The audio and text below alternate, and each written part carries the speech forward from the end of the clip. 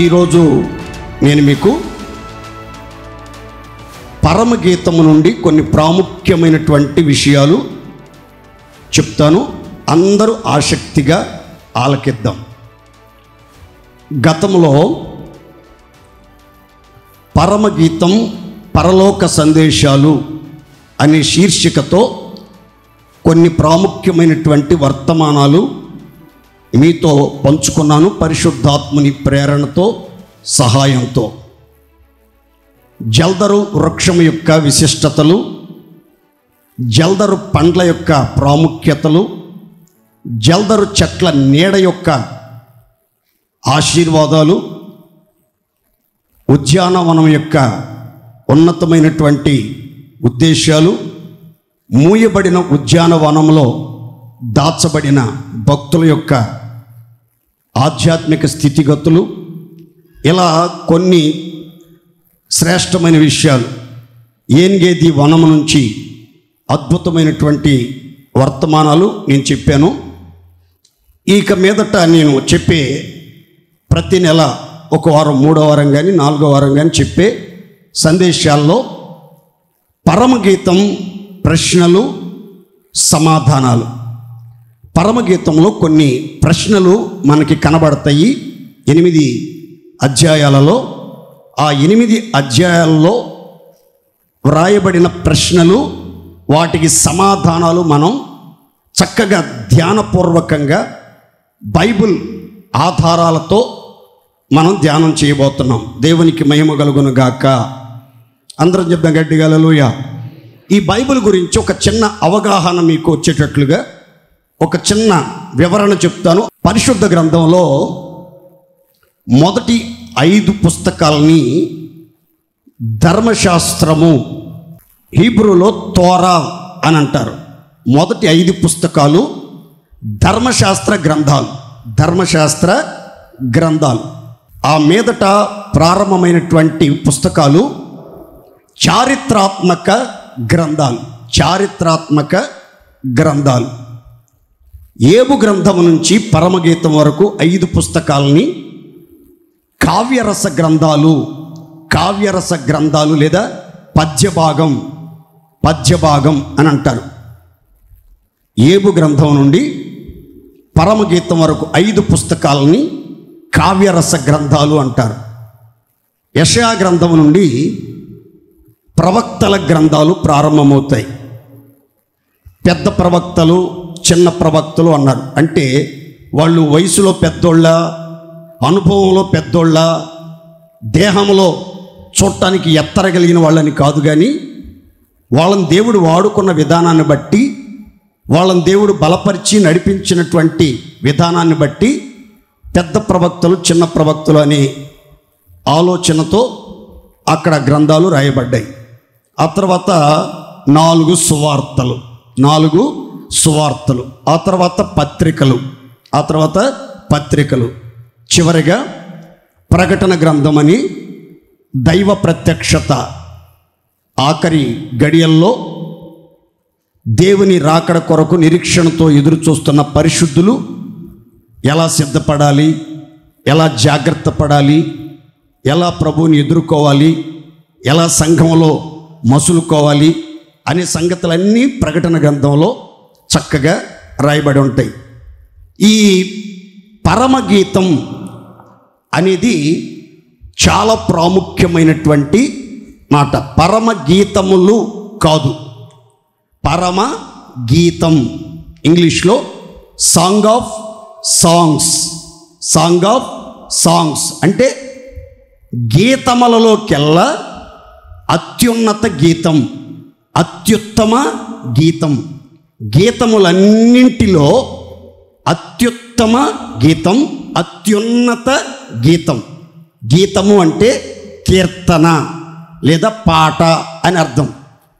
పాటలన్నిటిలోకెల్లా ఉన్నతమైన పాట, శ్రేష్టమైన పాట అని అర్థం. ఈ పరమగీత రచయిత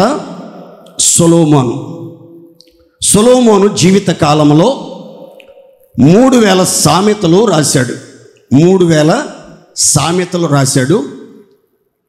1005 పాటలు రాశాడు.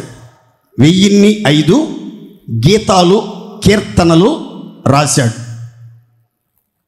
సొలొమోను రాసిన గీతములన్నింటిలో శ్రేష్టమైన గీతం పరమగీతం. 1005 పాటల్లో ప్రాముఖ్యమైన పాట, చాలా ఉన్నతమైనటువంటి పాట ఈ పరమగీతం. పరమగీతాన్ని యూదులు 30 సంవత్సరాల వయసు వచ్చేంత వరకు చదవనివ్వరు. తమ పిల్లల్ని 30 సంవత్సరాల వయసు వచ్చేదాకా చదవనివ్వరు. ఎందుకు అనంటే ఆ లేఖనాల్లో ఉన్నటువంటి పరమార్థాన్ని అర్థం చేసుకునే పరిపక్వత లేని కారణాన అపార్థం చేసుకుని నష్టపోతారేమో, బలహీనులైపోతారేమో అనే ఆలోచనతో 30 సంవత్సరాల ప్రాయం వచ్చేదాకా ఈ పరమగీతాన్ని యూదులు చదవనివ్వరు. ఈ పరమగీతంలో 8 అధ్యాయాలు మనకి కనబడతాయి. 8 అధ్యాయాలు మనకి కనబడతాయి. ఈ పరమగీతంలో ముఖ్యంగా కొన్ని పాత్రలు కనబడతాయి. మనకి కొంతమంది వ్యక్తులు మనకి కనబడతారు. ఈ పరమగీతాన్ని చదివేటప్పుడు ఇలా చదివితే మనకి కొంచెం వివరంగా చాలా సులువుగా అర్థమవుతుంది.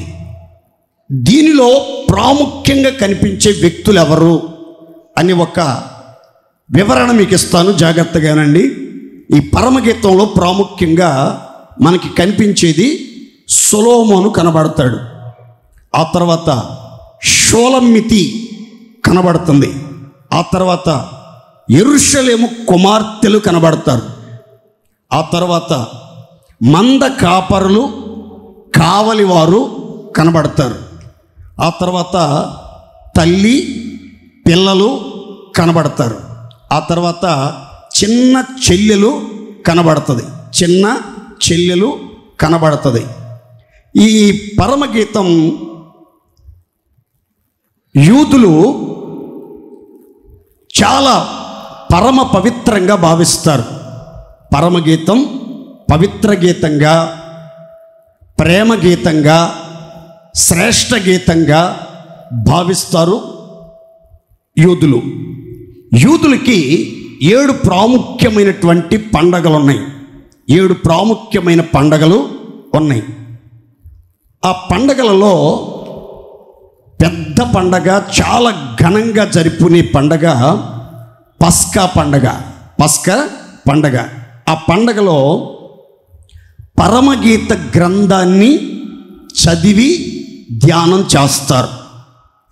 పస్కా పండగలో వచ్చిన అశేష ప్రజానీకానికి ఈ పరమగీత గ్రంథాన్ని చదివించి వినిపిస్తారు.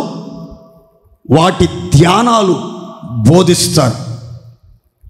పెంతెకొస్తు పండగలో రూతు గ్రంథాన్ని చదివి ధ్యానిస్తారు. పర్ణశాలల పండగలో, అదే గుడారాల పండగలో ప్రసంగి గ్రంథాన్ని చదివి ధ్యానిస్తారు. ఇలా ఒక్కొక్క పండగలో ఒక్కొక్క పుస్తకాన్ని ప్రత్యేకంగా వాళ్ళు ధ్యానిస్తారు. ఇప్పుడు చూడండి, క్రైస్తవ ప్రపంచంలో పెళ్ళిళ్ళు జరుగుతూ ఉంటాయి. పెళ్ళి అనగానే 3 వాక్య పఠనాలు జరుగుతాయి. ఆదికాండం 2వ అధ్యాయం, యోహాను సువార్త 2వ అధ్యాయం, ఎఫెసీ పత్రిక 5వ అధ్యాయం.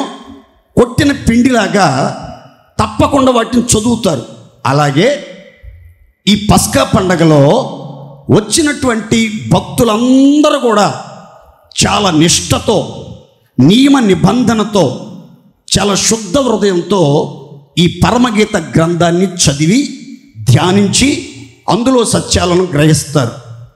ఈ పరమగీతం చదివేటప్పుడు ఎక్కువగా మీకు ప్రియుడు, ప్రియురాలు, ప్రియుడు, ప్రేయసి ఇద్దరు మీకు ఎక్కువగా కనబడతారు.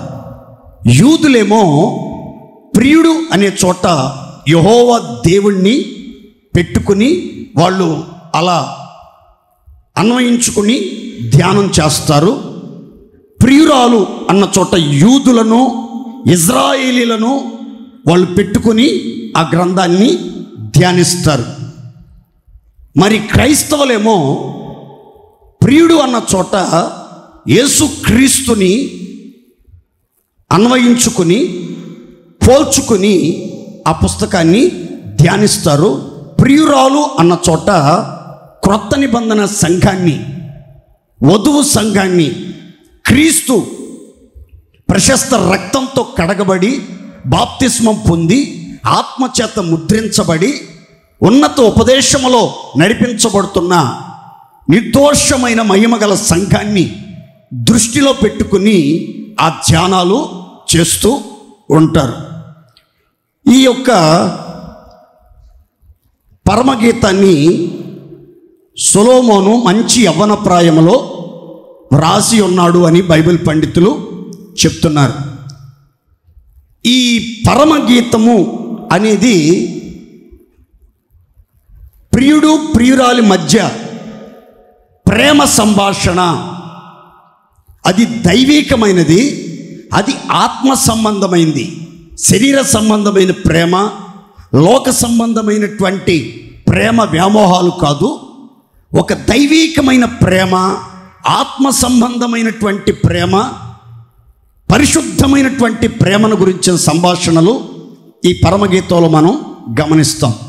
ఈ పరమగీతం అంతా ఎక్కువగా మనకి ప్రేమను గురించినటువంటి సందేశాలు, భార్యాభర్తల మధ్యలో చిగురించిన ఆ ప్రేమ, ప్రియుడు ప్రియురాలి మధ్యలో జరిగిన ఆ రొమాంటిక్ సన్నివేశాలు అన్నీ కూడా ఈ పరమగీతంలో మనం గమనిస్తాం. ఈ పరమగీతాన్ని ఇంత లోతుగా, ఇంత ఆధ్యాత్మికమైనటువంటి కోణంలో సొలొమోను పాట రూపంలో రాయటానికి గల కారణం ఏంటి అని అంటే, సొలొమోనికి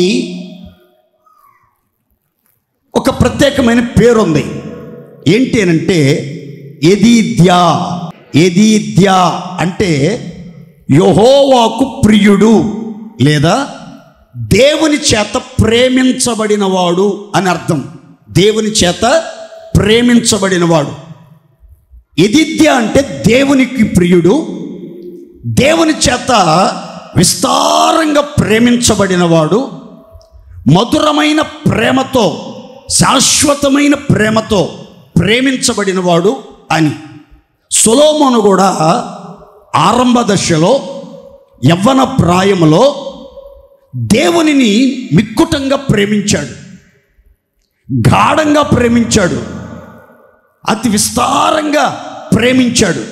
ఎంతగా ప్రేమించాడు దేవుణ్ణి అంటే, దేవుడు తప్ప, దేవుని ప్రేమ తప్ప, దైవ భక్తి తప్ప మరొక ఆలోచన లేదు అన్నట్లుగా సొలొమోను ప్రారంభ దశలో పేరుకు తగినట్లుగానే ప్రేమ పూర్ణుడై ప్రేమ స్వరూపైన దేవుణ్ణి ప్రేమించినట్లుగా లేఖనం చెప్తుంది. ఈ పరమగీతం అర్థం చేసుకోవాలి, ఈ పరమార్థాలు గ్రహించాలి, ఇందులోని ఆత్మ సంబంధమైన సంగతులను అర్థం చేసుకుని గ్రహించి నిత్యత్వానికి సిద్ధపరచబడాలి అని అంటే దేవుని ప్రేమతో మనం నింపబడితే తప్ప ఈ సంగతులు లోతుగా అర్థం చేసుకోవటం చాలా కష్టం, చాలా కష్టం, చాలా కష్టం.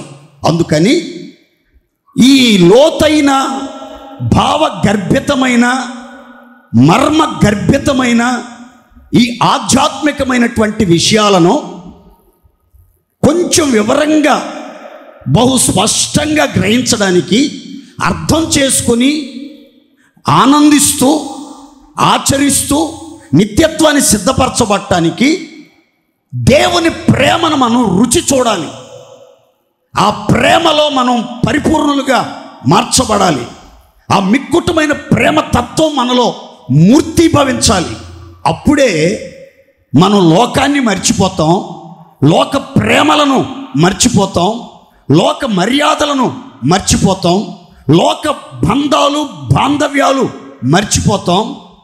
ప్రాణప్రియుడైన యేసయ్య ప్రేమలో పడినటువంటి వాళ్ళు లోకాన్ని, లోక ప్రేమలను చాలా నీచంగా భావిస్తారు.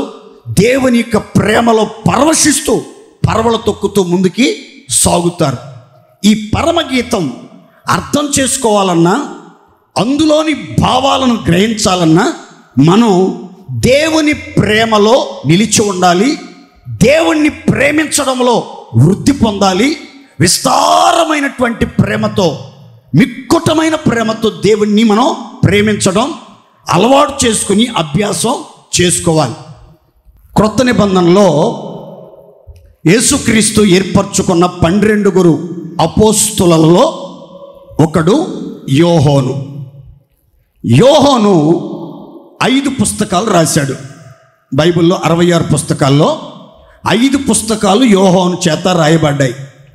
యోహాను సువార్త, యోహాను రాసిన మొదటి పత్రిక, యోహాను రాసిన 2వ పత్రిక, యోహాను రాసిన 3వ పత్రిక, ప్రకటన గ్రంథం. ఈ 5 గ్రంథాలు యోహాను చేత రాయబడ్డాయి. యోహాను రచనలు, యోహాను చే రాయబడిన పుస్తకాల్లో మనం ఎక్కువగా చూసేది ఏమిటి? యోహాను ఎక్కువగా దేని గురించి రాశాడు అని అంటే, దేవుడు ప్రేమస్వరూపి అని రాశాడు. God is love, God is love. దేవుడు ప్రేమ, దేవుడు ప్రేమ అనే సంగతిని రాసినటువంటి వ్యక్తి అపోస్తుడైనటువంటి యోహాను. ఎలా రాయగలిగాడు దేవుడు ప్రేమ అని అంటే, యోహాను దేవుని చేత విస్తారంగా ప్రేమించబడిన వ్యక్తి, దేవుని చేత విస్తారంగా ప్రేమించబడిన వ్యక్తి, దేవుని రొమ్మున ఆనుకున్నటువంటి వ్యక్తి, దేవునికి సన్నిహితంగా సమీపముగా ఉన్నటువంటి వ్యక్తి. యేసుక్రీస్తు 3.5 సంవత్సరాల పరిచర్యలో ఎక్కడికి వెళ్ళినా యేసు వెంట నడిచి, నిలిచి, కూర్చుండి, పరుండి, తిని, త్రాగి, ఆ బోధలు, ఆ మాటలు, ఆయన అద్భుతాలు, ఆయన ప్రేమ, ఆయన దయగల మాటలు అన్నిటినీ విని, గ్రహించి, అర్థం చేసుకుని అనుభవించినటువంటి వ్యక్తి యోహాను. అందుకని యేసయ్య తనను ఎంత ప్రేమించాడో యోహాను కూడా యేసుక్రీస్తు వారిని అంతగా ప్రేమించాడు. అందుకని ఆ ప్రేమ తత్వం అంతా సువార్తలలో, పత్రికలలో, ప్రకటన గ్రంథంలో వ్రాయగలిగాడు. ఆయన రాసిన రచనల్లో ప్రేమ అనే పదం లేకుండా ఏ పుస్తకం కూడా లేదు. ప్రతి పుస్తకములో, ప్రతి రచనలో ప్రేమ కలిగిన యేసయ్య దైవత్వాన్ని ఆవిష్కరించినటువంటి దైవజనుడు యోహాను. యోహాను తర్వాత కొంచెం తక్కువగా అదే స్థాయిలో ప్రేమను గురించి బోధించి, ప్రేమను గురించి రాసి, ప్రేమను గురించి ప్రకటించిన వ్యక్తి అపోస్తులుడైన పౌలు. దేవునికి మహిమ కలుగునగాక. అందరం చెప్దాం గట్టిగా హల్లెలూయా. కనుక దేవుని పిల్లలమైనటువంటి మనం, దేవుడు మనల్ని ఎంత ప్రేమిస్తున్నాడో, దేవుడు మొదట మనల్ని ప్రేమించాడు, మన కోసం ప్రాణం పెట్టాడు. కాబట్టి మనం కూడా దేవుణ్ణి ప్రాణం పెట్టినంతగా ప్రేమింప బద్ధులమై ఉన్నాం.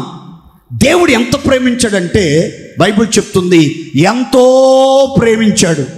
ఆ ప్రేమ యొక్క లోతెంతో, ఎత్తెంతో, పొడవెంతో, ఎడల్పెంతో ఎవ్వరూ గ్రహించలేరు. అపరిమితమైనటువంటి ప్రేమ కలిగిన దేవుడు తన భక్తులమైనటువంటి మనలను, సర్వ ప్రపంచంలో ఉన్న సార్వత్రిక సంఘాన్ని విస్తారంగా ప్రేమించాడు. ఆ ప్రేమను అర్థం చేసుకున్నటువంటి వాళ్ళకే ఈ పరమగీత సత్య సందేశాలు అర్థం అవుతాయి. అర్థం చేసుకునే మనసు అనుగ్రహించబడుతుంది. దేవునికి మహిమ కలుగునుగాక. అందరం చెప్దాం గట్టిగా హల్లెలూయా. ఈ పరమగీతంలో షూలమ్మితి అని ఒక గ్రామీణ ప్రాంతానికి సంబంధించినటువంటి ఒక నల్ల పిల్ల మనకి కనబడుతుంది. నల్ల పిల్లి కాదు, నల్ల పిల్ల. నల్ల పిల్ల మనకి కనబడుతుంది. ఈ నల్ల పిల్ల గొర్రెల్ని మేపుతూ ఉండగా ఒక గొర్రెల కాపరి ప్రేమలో పడినట్లుగా ఈ పరమగీతంలో మనం గమనిస్తాం. ఈ నల్ల పిల్ల గొర్రెల్ని మేపుతూ ఆ ద్రాక్షల వనములో కనబడినటువంటి మందల్ని మేపుచూ ఉన్నటువంటి ఒక మంద కాపరి, గొర్రెల కాపరి యొక్క ప్రేమలో పడినట్లుగా లేఖనములో మనం చూస్తాం. ఈ షూలమ్మితి వధువు సంఘానికి, పెండ్లి కుమార్తె సంఘానికి, రాకడకు సిద్ధపరచబడుతున్న సంఘానికి సాదృశ్యం. ఈ గొర్రెల కాపరి ప్రభు అయిన యేసుక్రీస్తు మంచి కాపరి, ప్రాణప్రియుడు, గొప్ప కాపరి, ప్రధాన కాపరి, మంచి కాపరి అని బైబిల్ చెప్తుంది. ఆ మంచి కాపరి అయినటువంటి యేసయ్య ప్రేమలో మనం పడి ఆయన్నే ప్రేమిస్తూ, ఆయన్నే చూస్తూ, ఆయన్నే వెంబడిస్తూ, ఆయన చేత బలపరచబడుతూ, ఆయన కౌగిలిలో ఒదిగిపోతూ, ఆయన ఇచ్చే జీవాన్ని, సంరక్షణను అనుభవిస్తూ మనం ముందుకి సాగాలి. దేవునికి మహిమ కలుగును గాక. అయితే రెండవ కోణంలో ఈ షూలమ్మితిని సొలొమోను రాజు ప్రేమించాడు. ఈ నల్ల పిల్లని, ఈ గొర్రెలు మేపుతున్నటువంటి పిల్లని సొలొమోను రాజు ప్రేమించాడు. ప్రేమించి ఆమెని తన భార్యగా చేసుకోవటానికి, తన కోటలోనికి ఆహ్వానించడానికి సొలొమోను ఒక పల్లకిని పంపించాడు. పల్లకిని, పరివారాన్ని, యుద్ధ వీరులను, సైన్య సమూహాన్ని పంపించాడు.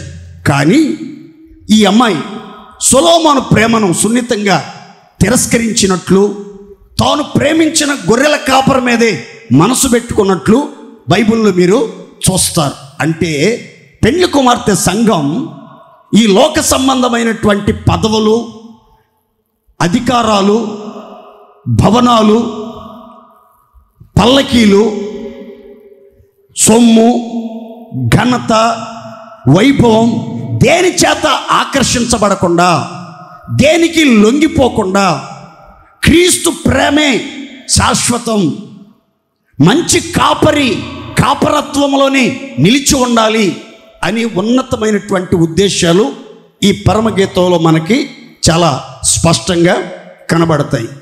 ఈ పరమగీతం అనేది క్రైస్తవులకి ఒక గుండెకాయ లాంటిది. గుండె మానవుని యొక్క అవయవాలలో చాలా ప్రాముఖ్యమైనటువంటి భాగం. ఈ గుండె దగ్గర నుంచే అన్ని అవయవాలకు రక్త ప్రసరణ జరుగుతుంది. అలాగే ఈ పరమగీతం అనే పుస్తకం 66 పుస్తకాలలో ఒక గుండె లాంటిది.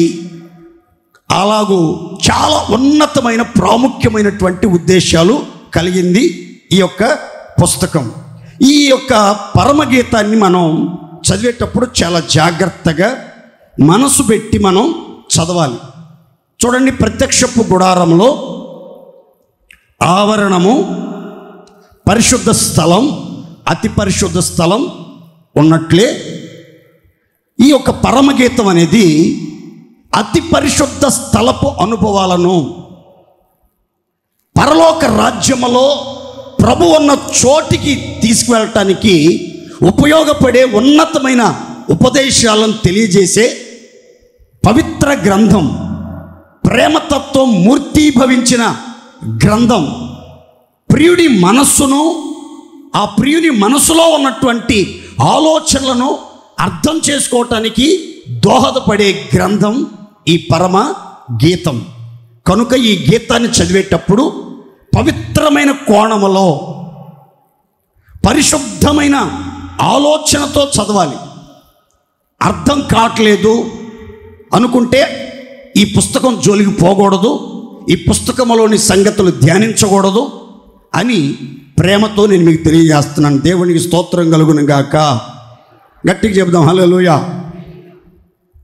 అయితే ఈ యొక్క పరమగీతము నుండి నేను మీతో ముందుగానే చెప్పినట్లుగా చాలా ప్రశ్నలు ఉన్నాయి పరమగీతంలో.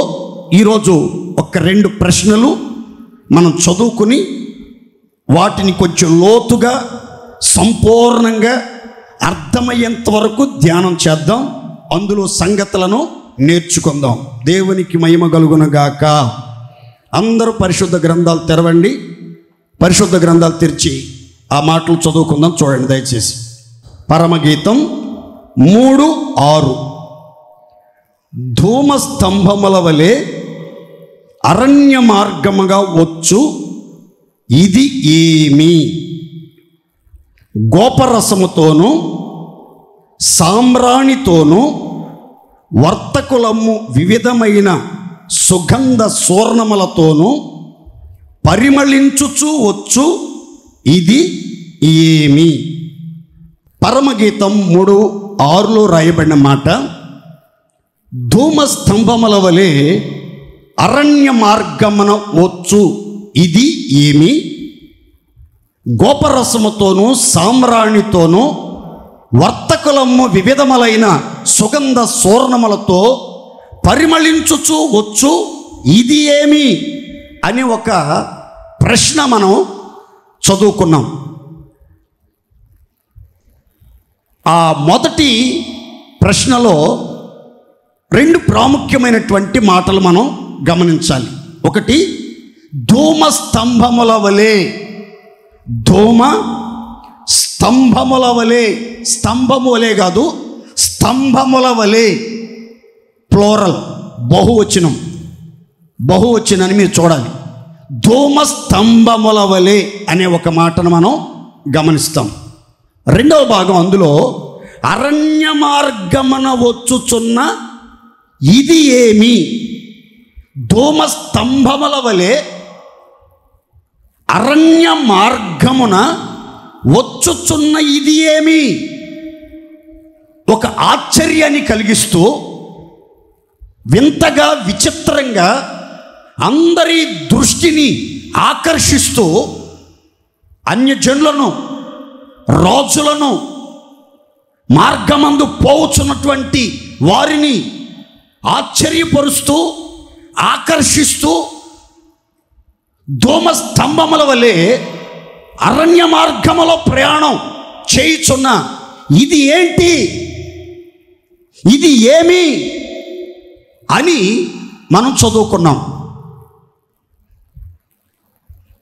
ధూమ స్తంభముల అనే మాట మీరు గమనించారు. ధూమ స్తంభము అనే మాటను మీరు చూశారు.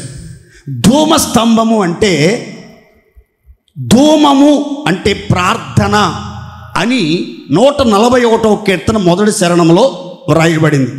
నా ప్రార్థన ధూపము వలెను, నేను చేతులెత్తుట సాయంకాలపు నైవేద్యము వలె మీ దృష్టికి అంగీకారము అగునుగాక అని ఇక్కడ రాయబడినటువంటి చక్కని మాట. ధూమ స్తంభముల వలె అరణ్య మార్గమున వచ్చుచున్న ఇది ఏమి? అపోస్తల కార్యాల గ్రంథంలో ఏమని రాస్తుందంటే, అరణ్యములోని సంఘమందు అనే ఒక మాట రాసి ఉంటుంది. అరణ్యములోని సంఘమందు దేవదూతలతోనూ మన పితరులతోనూ మోషే ఉన్నాడు అన్నట్లుగా లేఖనంలో మనం చూస్తాం. ఇక్కడ 2 సంఘాలను గురించి వివరాలు బైబిల్లో రాయబడ్డాయి.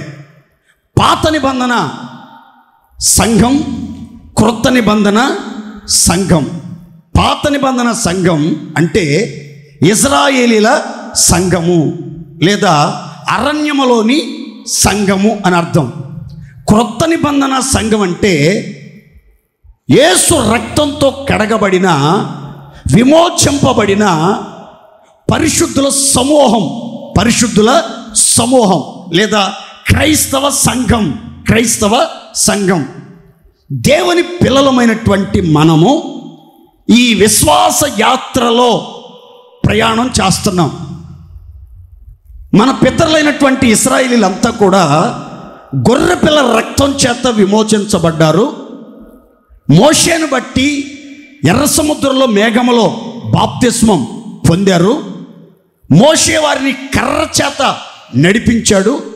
మోషే వారికి నాయకుడిగా ఉన్నాడు. అయితే మనలో ప్రతి ఒక్కరూ క్రొత్త నిబంధన సంఘములో గొర్రెపిల్ల రక్తం కంటే శ్రేష్టమైన యేసుక్రీస్తు ప్రశస్త రక్తంతో మనం కడగబడి విమోచింపబడి పరిశుద్ధపరచబడ్డాం. మేఘము కంటే శ్రేష్టమైన నీటి బాప్తిస్మం పొంది క్రీస్తును ధరించుకొని దేవుని కుమారులుగా మార్చబడ్డాం. కర్రతో ఇశ్రాయేలీలు నడిపించబడ్డారు. మనమంతా పరిశుద్ధాత్మ చేత నడిపించబడుతూ ఉన్నాం. వారికి అరణ్యములోని సంఘానికి, ఇశ్రాయేలీల సంఘానికి మోషే నాయకుడుగా ఉన్నాడు. అయితే మోషే కంటే ఎన్నో రెట్లు శ్రేష్ఠుడు, పరిశుద్ధుడు, నమ్మకస్తుడు, ప్రధాన యాజకుడు, రారాజైన యేసు యొక్క నాయకత్వంలో క్రొత్త నిబంధన సంఘం నడిపించబడుతుంది. దేవునికి స్తోత్రం కలుగునుగాక. అందరం చేతులెత్తి స్తోత్రం చెప్దాం గట్టిగా హల్లెలూయా. ఈ సంఘం ఎలాంటి ఆధ్యాత్మికమైన అనుభవాలతో నడిపించబడాలి, ఎలాంటి అనుభవాలతో జీవించాలి? ధూమ స్తంభముల వల్లే అరణ్య మార్గమున వచ్చు ఇది ఏమి అని చదువుకున్నాం. అసలు స్తంభాలు అంటే ఏంటి? స్తంభాలుగా ఎంచబడిన వాళ్ళు ఎవరు? స్తంభాలు మనకు నేర్పించే ఆధ్యాత్మికమైన పాఠాలేంటి అని మాటలు మనం చదివితే పరిశుద్ధ గ్రంథంలో గలతీ పత్రికలో ఈ రీతిగా రాయబడింది. ఏమనంటే, స్తంభములుగా ఎంచబడిన యోహోను, కేఫా, యాకోబు. స్తంభాలుగా ఎంచబడారట యాకోబు, కేఫా, యోహోను. వీళ్ళు స్తంభాలుగా ఎంచబడ్డారు అనే మాటను మనం చదువుకుంటాం. ఇంకా వివరంగా చెప్పాలి అని అంటే ఒక మాట చదివితే మీకు అర్థమవుతుంది. చూడండి, తిమోతికి రాసిన మొదటి పత్రిక 3వ అధ్యాయం 15వ వాక్యం చదువుకుందాం. అయినను నేను ఆలస్యము చేసిన ఎడల దేవుని మందిరములో అనగా జీవము గల దేవుని సంఘములో జనులు ఎలాగు ప్రవర్తింపవలెనో అది నీకు తెలియవలెనని ఈ సంగతులను నీకు రాయుచున్నాను. ఈ మాటను గమనించండి. ఆ సంఘము సత్యమునకు స్తంభమును ఆధారమై ఉన్నది.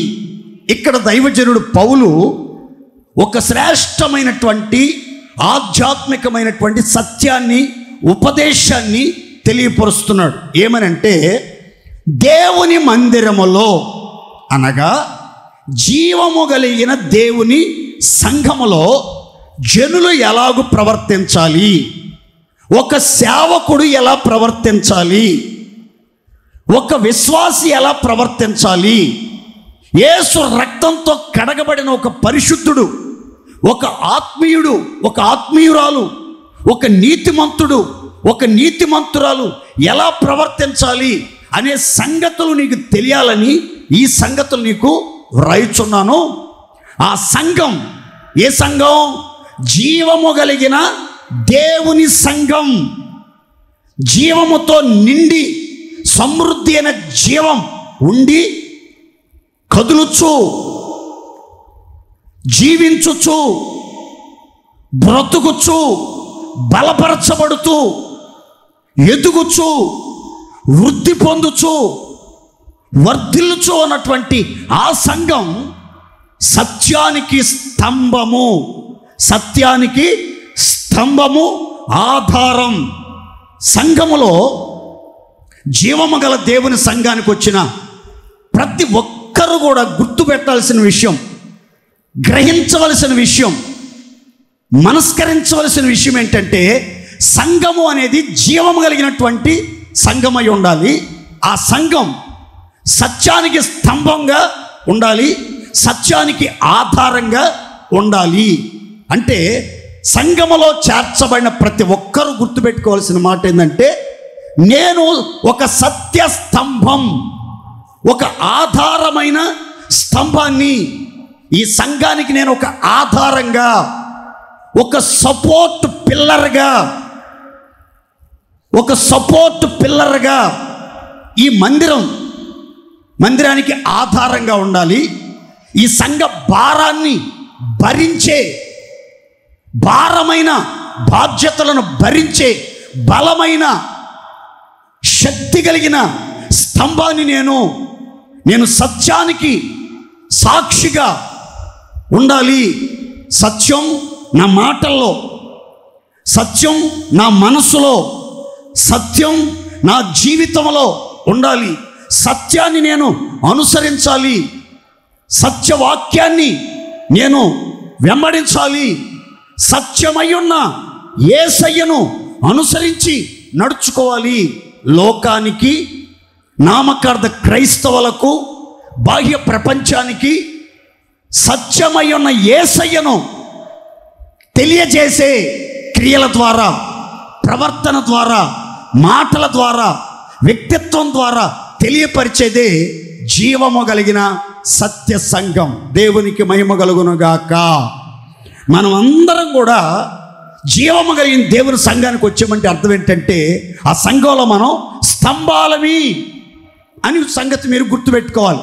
మనం దేవుడు స్తంభాలుగా నిర్ణయించాడు, స్తంభాలుగా ఎంచాడు. ఒక ఇల్లు నిలబడాలి అంటే, ఒక బిల్డింగ్ నిలబడాలి అని అంటే దానికి పిల్లర్స్ చాలా అవసరం, స్తంభాలు చాలా అవసరం.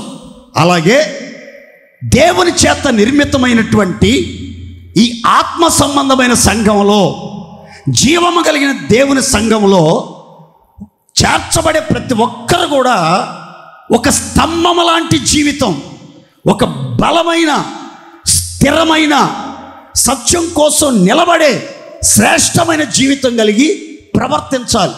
స్తంభాలు ఎలాగైతే స్థిరంగా ఉంటాయో, స్తంభాలు ఎలాగైతే పటిష్టంగా, దృఢంగా, బలంగా, గట్టిగా ఉంటాయో, యేసయ్య రక్తంతో కడగబడి ఆత్మ సంబంధమైన సంఘంలో చేర్చబడిన పరిశుద్ధులందరూ కూడా బలంగా ఉండాలి, స్థిరంగా ఉండాలి, దృఢంగా ఉండాలి, గట్టివారిగా ఉండాలి, దేవుని కృపలో వర్ధిల్లుతూ ఉండాలి, భారాన్ని భరిస్తూ ఉండాలి, బాధ్యత కలిగి నడిచేవాళ్ళై ఉండాలి. ఏ భారం లేకుండా, ఏ బాధ్యత లేకుండా దరిదరి ఉండేవాళ్ళు స్తంభాలు కాదు, పెండ్లి కుమార్తె సంఘం కాదు, రాకడ క్రైస్తవులు కాదు, సిద్ధపడిన దేవుని పిల్లలు కాదని బైబిల్ గ్రంథం చెప్తుంది. ప్రభు అయిన యేసయ్య రాకడను మనసులో పెట్టుకుని, ఆ రాకడ కోసం సిద్ధపడి, ఆ రాకడ కోసం ఎదురు చూచే క్రైస్తవులందరూ కూడా గుర్తుపెట్టుకోవాల్సిన మాట ఏంటంటే, నేను సంఘములో స్తంభము, ఆధారమై ఉన్నాను. ఈ సంఘంలో నేను ఎలా ప్రవర్తించాలి, ఎలా నడుచుకోవాలి, ఎలా మాట్లాడాలి, ఎలాంటి క్రమశిక్షణ కలిగి, ఎలాంటి ఉన్నతమైన ఉపదేశములో నిలిచి అనేకులకు ఆదర్శప్రాయంగా, మార్గదర్శకులుగా, మాదిరికరంగా జీవించాలన్న ఆలోచన, దృక్పథం ఉండాలి. మందిరానికి వస్తున్నామంటే ఎంతకాలం వచ్చినా కొంతమంది ఆశీర్వాదాల కోసం, అవసరాలు తీర్చబడటం కోసం, కుటుంబాలు కట్టబడటం కోసం, అప్పులు తీర్చబడాలని, వివాహాలు జరగాలని, పిల్లలు కలగాలని, ఇల్లు వాకిలు కట్టుకోవాలని, వాహనాలు కొనుక్కోవాలని, బాగా సంపాదించి ఇదే ఆలోచన ఉండదు. కానీ కొంతమందికి ఆధ్యాత్మికమైనటువంటి ఆలోచనలు చాలామందిలో కనబట్టలేదండి. కానీ నా మాటనండి, భౌతికమైన వాటికంటే మొదట ఆధ్యాత్మికమైన ఆలోచనలు దేవుని పిల్లల్లో మనం కలిగి ఉండాలి. రక్షణ పొందినటువంటి మనం అనుభవంతో పాటు, సీనియారిటీతో పాటు భక్తి భావజాలాలు కలిగి ఒక స్థిరమైన భక్తి, ఒక బలమైన భక్తి చేయుచు ఆత్మీయాత్రలో నడిపించబడాలి. ఈ అరణ్యము లాంటి ముళ్ళ పొదలు, మృగాలు, సర్పాలు, తేళ్ళు, రాళ్ళు ఉన్నటువంటి ఈ మాయదారి లోకంలో తిరుగుబాటు చేసే మనుషులు, సర్పాల్లాంటి మనుషులు, మృగాల్లాంటి మనుషులు ఉన్నటువంటి ఈ అరణ్యం అనే ఈ లోకంలో ప్రయాణం చెయ్యాలి అని అంటే మనం అంతా కూడా స్తంభాలుగా మారాలి. దేవునికి మహిమ కలుగునుగాక. గట్టిగా చెప్దాం హల్లెలూయా. 2 కోణాల్లో చెప్తాను ఆ మాట, జాగ్రత్తగా వినండి. ధూమ స్తంభాల వలె ఉన్నప్పటికీ ఆ ఆధ్యాత్మికమైనటువంటి విశ్వాసులు, జీవము కలిగిన దేవుని సంఘములో సత్య స్తంభాలుగా ఉన్న విశ్వాసులంతా ఏ మార్గములో ప్రయాణం చేస్తున్నారంటే అరణ్య మార్గములో. అందరు నోరు చెప్పండి, అందరు చెప్పాలి గట్టిగా. ఏ మార్గంలో? ఏమండి, వాళ్ళు జీవము కలిగిన దేవుని సంఘం కదా, సత్యానికి స్తంభాలు ఆధారాలు కదా. వారిలో ప్రతి ఒక్కరూ స్తంభాలుగా ఎంచబడిన వారే కదా. వారిలో ఒక్కొక్కరు ధూమ స్తంభాల వలె చిక్కని పొగ ఆకాశానికి ఎగజేయచ్చు, పరలోకానికి ఎగజేయచ్చు, పరిమళ ధూప ద్రవ్యాలను విరజమ్ముతూ పొగల మధ్యలో ప్రయాణం చేస్తున్నారు కదా. మరి వాళ్ళు అరణ్యంలోనికి వెళ్తున్నారండి అని అంటే ఈ లోకాన్ని, అందమైన ఈ లోకాన్ని అపవాది అయినటువంటి సాతాను అడవిగా, పాడైన పట్టణాలుగా చేసేసాడు. అయితే ఈ అరణ్యంలో ప్రతికూలమైనటువంటి పరిస్థితులు, భయంకరమైనటువంటి వ్యతిరేకతలు, ఊహించని సంభవాలు, కష్టాలు, బాధలు, శ్రమలు, సర్పాలు, తేళ్ళు, బ్రహ్మదండి చెట్లు, ముళ్ళ తుప్పలు, లోయలు, అనావృష్టి, అతివృష్టి, ఎత్తు పల్లాలు, జనులు కనబడరు, ఒంటరితనం, నీడ కనబడదు, ఎక్కడ మనకి వసతులు కనబడవు, భయంకరమైనటువంటి గాఢాంధకారం కమ్మినటువంటి పరిస్థితుల్లో ఈ సంఘం ప్రయాణం చేస్తున్నట్లుగా లేఖనం చెప్తుంది. ప్రియమైన దేవుని బిడ్డలారా, ఈ లోకయాత్రలో ప్రభు అయిన యేసుక్రీస్తుని ఎదుర్కొనేంత వరకు అరణ్యములో ప్రయాణం చెయ్యాలి అని అంటే రక్షణ పొందిన ప్రతి ఒక్కరు కూడా ఎలా మారాలి అంటే మీరు గుర్తుపెట్టుకోండి, ధూమ స్తంభము వలె. నోరు తెరిచి చెప్పండి గట్టిగా. ధూమ స్తంభాలు అరణ్యంలో ప్రయాణం చేస్తే ఆ ధూమ స్తంభాలు అరణ్యంలో ప్రయాణం చేయించున్నప్పుడు కలిగే ప్రత్యేకమైనటువంటి కార్యాలు నేను మీతో చెప్తాను, జాగ్రత్తగా వినండి. మీకు అర్థం అవటానికి ఒక వాక్యాన్ని చదువుతాను, చూడండి. పరమగీతం 8:5. తన ప్రియుని మీద ఆనుకొని అరణ్య మార్గమున వచ్చున్నది ఎవతే అని ఒక మాటను మీరు చదివారు. ఇక్కడ జాగ్రత్తగా గమనించండి. అరణ్య మార్గమున వచ్చుచున్న ఇది ఏమి అనంటే ఇక్కడ ఇంకొక మాట చూశారు. తన ప్రియుని మీద ఆనుకొని, ప్రాణప్రియుని మీద ఆనుకొని, మంచి కాపరి మీద ఆనుకొని, సంరక్షకుని మీద ఆనుకొని ఆధారపడి అరణ్యంలో ప్రయాణం చేస్తున్నట్లుగా మనం ఇక్కడ చదువుకున్నాం. ఇక్కడ జాగ్రత్తగా వినాలి. ఎవరైతే ధూమ స్తంభాలుగా మారతారో, ప్రార్థనా జీవితం కలిగి దేవుని సన్నిధిలో ఒక స్థిరమైన భక్తి జీవితం, ప్రార్థనా జీవితం, పరిశుద్ధ జీవితం, క్రమమైన ప్రార్థన, ఎడతెగని ప్రార్థనా జీవితం కలిగి ఆత్మతో మనసుతో ప్రార్థన చేయుచు, విశ్వాసంతో పట్టుదలతో ప్రార్థన చేయుచు, ఉపవాసాలతో కన్యలతో ప్రార్థన చేయుచు ప్రయాణం చేస్తారో వారందరూ కూడా ఎవరి మీద ఆనుకున్నట్లు అని అంటే ప్రాణప్రియుడైన యేసు మీద ఆనుకున్నట్లు. దేవునికి మహిమ కలుగునుగాక. అరణ్యములో ఎన్నో సర్పాలున్నాయి, తేళ్లున్నాయి, బ్రహ్మదండి చెట్లున్నాయి, ముళ్ళ తుప్పలున్నాయి, రాళ్ళున్నాయి, ప్రతికూలమైనటువంటి పరిస్థితులు ఉన్నాయి. వాటన్నిటినీ భరించుచూ తట్టుకుంటూ వాటి వలన ఏ హాని పొందకుండా హాయిగా ప్రయాణం చేయాలి అని అంటే అరణ్యంలో మనం ప్రియుని మీద ఆనుకోవాలి. ప్రియుని మీద ఆనుకోవటం అంటే అర్థం ఏంటంటే మనం ప్రార్థనా జీవితం కలిగి ఉండాలి. దేవునికి స్తోత్రం కలుగును గాక.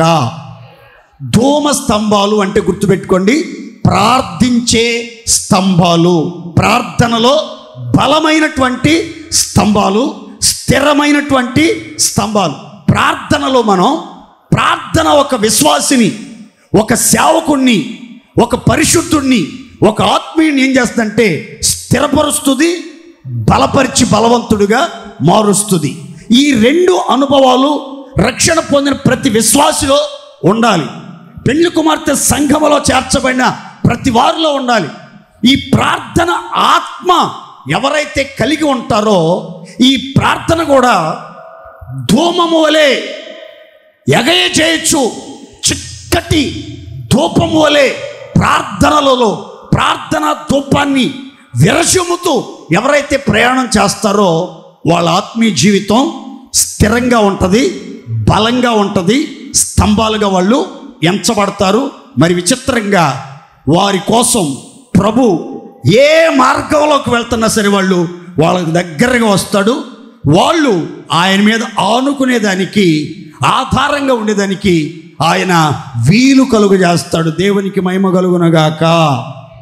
ఎందరైతే ఈ మాయదారి లోకంలో, ఈ పాపిష్టి లోకంలో సర్పాలు, తేళ్ళు, విషపూరితమైన మనుషులు కలిగినటువంటి లోకంలో ప్రియుని మీద ఆనుకొని ఆశ్చర్యకరంగా, ఆశీర్వాదకరంగా, ఆనందంగా పరలోక రాజ్యానికి ప్రయాణం చేయాలని కోరుకుంటారో వాళ్ళందరూ కూడా స్థిరమైన, బలమైన, శక్తి కలిగిన, భక్తి కలిగిన, ఆశ్చర్యంతో కూడిన ప్రార్థనా జీవితాన్ని కలిగి మనం ప్రయాణం చేస్తే ఆయన మనకు తోడుగా ఉంటాడు. ఆయన మనకు తోడై మనలను భరించి మనలను మోసుకుంటా ప్రతి స్థలంలో విజయోత్సవాలతో నడిపిస్తాడు. దేవునికి మహిమ కలుగునుగాక. అరణ్యము లాంటి లోకములో విషపూరితమైన మనుషులు కలిగినటువంటి మాయదారి ప్రపంచంలో మనుగడ సాగించుచున్న పెండ్లి కుమార్తె సంఘం, వధువు సంఘం అనేకులకు ఆశ్చర్యాన్ని, ఆనందాన్ని కలిగించి అనేకులను ఆకర్షించే విధంగా మార్చబడాలనంటే తప్పనిసరిగా వ్యక్తిగత ప్రార్థన, ఏకాంత ప్రార్థన, కుటుంబ ప్రార్థన, సంఘ ప్రార్థన కలిగి ప్రార్థనలో ఎదుగుతూ ఉండాలి, ప్రార్థనలో వృద్ధి పొందుతూ ఉండాలి. నానాటికి ప్రార్థన మీద ఆసక్తి అధికమవుతూ ఉండాలి. ఒక్కసారి ఆగి ఆలోచించండి, మీరు నిజంగా రాకడ క్రైస్తవులేనా? పెండ్లి కుమార్తె సంఘంగా మార్చబడిన దేవుని పిల్లలేనా? ప్రభు రాకడ కోసం సిద్ధపడిన ఆత్మీయులైతే ఖచ్చితంగా మీలో ప్రార్థనా దాహం అధికమవ్వాలి. ప్రార్థన మీద రోజు రోజుకి ఆసక్తి అధికం కావాలి.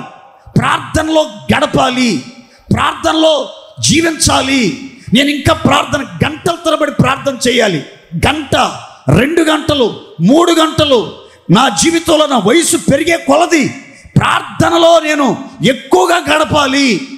ఆధ్యాత్మికంగా నేను ఎదుగుతున్న కొలది ప్రార్థనలో నేను బలపడాలి, ప్రార్థనలో నేను స్థిరపడాలి, దేవునితో మాట్లాడాలి, దేవునితో సహవాసం చెయ్యాలి, దేవుని ముఖదర్శనం చూడాలి, దేవుని స్వరాన్ని వినాలి, దేవునితో కూర్చోవాలి, దేవునితో ప్రయాణం చేయాలనే కోరిక రోజు రోజుకి మనలో అధికము కావాలి. మనమంతా ఒక్కొక్కరము ఒక్కొక్క ధూమ స్తంభంలాగా మారిపోయి ప్రభు మీద ఆనుకొని అరణ్యములో యాత్ర చేయుచు నిత్యత్వాన్ని సిద్ధపడుదముగాక. గట్టి చెప్దాం హల్లెలూయా. ఇప్పుడు ఈ ప్రార్థనా జీవితం కలిగి ప్రియుని మీద ఆనుకుని అరణ్యంలో ప్రయాణం చేసే సంఘానికి కలిగే ఒక 2 ఆశీర్వాదాలు చెప్తాను. దీంట్లో జాగ్రత్తగా వినండి. ధూమ స్తంభము వలె స్థిరమైన, బలమైన ప్రార్థన ఆత్మ కలిగి ప్రాణప్రియుడైన యేసయ్య మీద ఆనుకుని అరణ్యం లాంటి లోకములో ప్రయాణం చేయుచున్న సంఘానికి, పరిశుద్ధులకు, ప్రార్థనాపరులకు, దేవుని ప్రియులకు కలిగే 2 ఆశీర్వాదాలు మీతో చెప్తాను, చూడండి. 1:31 ద్వితీయోపదేశకాండం. ఐగుప్తులోను అరణ్యములోను మీ కొరకు చేసినట్టు మీ పక్షముగా యుద్ధము చేయును. మీరు ఈ చోటికి చేరు వరకు మీరు వచ్చిన మార్గమంతటిలో మనుష్యుడు తన కుమారుని ఎత్తికొనున్నట్లు మీ దేవుడైన యెహోవా మిమ్మును ఎత్తుకొని వచ్చిన సంగతి మీరు ఎరుగుదురని మీతో చెప్పి తిని. అందరు చేతులెత్తి గంభీరంగా స్తోత్రం చెప్దాం. ఐగుప్తులోను అరణ్యములోను ప్రియుని మీద ఆనుకొని ప్రార్థనా పూర్వకంగా నడిపించబడిన మన పితరులకి అరణ్యములో దేవుడు చేసిన ఆశ్చర్యమైనటువంటి కార్యాలు 2 ఈ లేఖనములో మనం గమనించాం. 1, అరణ్యములో మీరు ధూమ స్తంభం వలె ప్రియుని మీద ఆనుకున్నప్పుడు మీ దేవుడు మీ పక్షంగా మీ శత్రువులతో, మార్గములో మీ విరోధులతో యుద్ధము చేశాడు. శత్రువులందరినీ హతమార్చాడు. శత్రువుల ద్వారా మీకు ఏ హాని, ఏ కీడు, ఏ అపాయం, ఏ నష్టం కలగకుండా కాపాడాడు. శత్రు దాడిలో గాయపరచబడకుండా, రక్తాన్ని ఒలికించకుండా, ప్రాణాన్ని కోల్పోకుండా మీరు ప్రాణాలతో బ్రతికి బట్టగట్టడానికి, శత్రువు ప్రయోగించే ఆయుధాలు తగలకుండా తప్పించబడటానికి, శత్రువులను చూచి బెదిరిపోకుండా, జంకిపోకుండా, వెరవకుండా, అధైర్యపడకుండా, ఆవేదన చెందకుండా, కృంగిపోకుండా, నిరుత్సాహపడకుండా, శత్రు దాడిలో బలైపోకుండా మీరు కాపాడబడటానికి ఆ అరణ్యములో మీరు చేసిన ప్రార్థన బట్టి మీ దేవుడైన యెహోవా మీ పక్షముగా ఉండి మీ విరోధులతో, మీ శత్రువులతో యుద్ధం చేసి అన్ని విషయాల్లో విజయోత్సవాలతో అరణ్య మార్గములో మిమ్మల్ని తోడుకుని వచ్చాడు. దేవునికి మహిమ కలుగునుగాక. గట్టిగా చెప్దాం హల్లెలూయా. లోకములో ఉన్నంత కాలం, అరణ్యములో ప్రయాణం చేయుచున్నంత కాలం మనకి తప్పకుండా శత్రువులు ఉంటారు. ఆ శత్రువులు ఆకాశ మండలముందున్న దురాత్మ శక్తులై ఉండొచ్చు, సాతాను సైన్య సమూహాలు అయి ఉండవచ్చు, లేకపోతే సాతాను చేత ప్రేరేపించబడి సాతాను వశములో ఉన్నటువంటి మనుష్య మాతృలై ఉండొచ్చు, అన్యజనులై ఉండొచ్చు, అనారోగ్యాలు అయి ఉండొచ్చు, అప్పు సమస్యలు అయి ఉండొచ్చు. మిమ్మల్ని వేధించి బాధించే ప్రతి విధమైన ప్రతికూల సమస్య ఒక శత్రువే, ఒక విరోధే. అయితే ఆ శత్రువు మీకంటే మించిన బలము కలిగి మిమ్మల్ని భయపెడుతూ, బలహీనపరుస్తూ, బాధిస్తూ, బంధించే ప్రయత్నం చేస్తూ ఉన్నా మీలో ఏ ఒక్కరూ భయపడకూడదు. శత్రువులను చూచి భయపడకూడదు. ఆకాశ మండలమందున్న దురాత్మ సమూహాలను చూసి భయపడకూడదు. విష సర్పాల్లాంటి మనుషులను చూసి భయపడకూడదు. నిరుత్సాహపరిచే, నిర్లక్ష్యపరిచే, బలహీనపరిచే ఏ శక్తికి మీరు భయపడకుండా ఉండాలంటే మీ మనసులో ఒక ఆలోచన ఉండాలి. ఏంటంటే, నేను ఒక ధూమ స్తంభమై దేవుని సన్నిధిలో ప్రార్థిస్తాను. నా ప్రార్థన ద్వారా నేను ప్రభు మీదే ఆధారపడతాను, ప్రభు మీదే ఆనుకుంటాను. ప్రభువే నా పక్షంగా నా యుద్ధములన్నిటినీ జరిగించాలి. ఇజ్రాయేలీల పక్షంగా యెహోవా యుద్ధం చేయటం ఫిలిస్తీన్లు చూచినట్లుగా, ఐగుప్తీయులు చూచినట్లుగా అనేకులు చూడాలి. వీరి దేవుడైన యెహోవా వీరి పక్షంగా యుద్ధం చేయుచున్నాడు, పారిపోదాం రండి అని శత్రువులు చెప్పుకొని పారిపోవాలి. జల సమాధి చేయబడాలి. ఇక ఎన్నటికి వాళ్ళు నీ కంట పడకుండా నీవు తప్పించబడి కాపాడబడాలంటే ఈ అరణ్య మార్గములో ప్రయాణం చేస్తున్న దేవుని పిల్లలందరూ కూడా ఎడతెగని ప్రార్థనా జీవితం కలిగి ఉండాలి. ఆత్మతో ప్రార్థించాలి. పరిశుద్ధాత్మని సహాయం పొంది యుక్తముగా ప్రార్థన చేయించు ఆయా సమయాలలో సందర్భాలలో దేవుని ఆలోచన పొందుకుంటూ ముందుకి నడిపించబడినప్పుడు ఎన్ని పోరాటాలు ఎదురైనా, ఎన్ని సవాళ్ళు ఎదురైనా, ఏ ఒంటరితనం ఎదురైనా, ఎలాంటి భయాన్ని కలిగించే పరిస్థితులు మీ జీవితంలో ఎదురైనా, మిమ్మల్ని వేధించి పీడించే చిక్కు సమస్యలైనా సరే ఒక్కటి గుర్తుపెట్టుకోండి, ప్రార్థించే వారి పక్షముగా దేవుడు ఉంటాడు. నీ సమస్యలతో, నీ శత్రువులతో, నీ విరోధులతో నీ దేవుడు, నీ ప్రియుడు యుద్ధము చేసి నీకు విజయం అనుగ్రహించునుగాక. రెండో మాట అక్కడే రాసి ఉంది.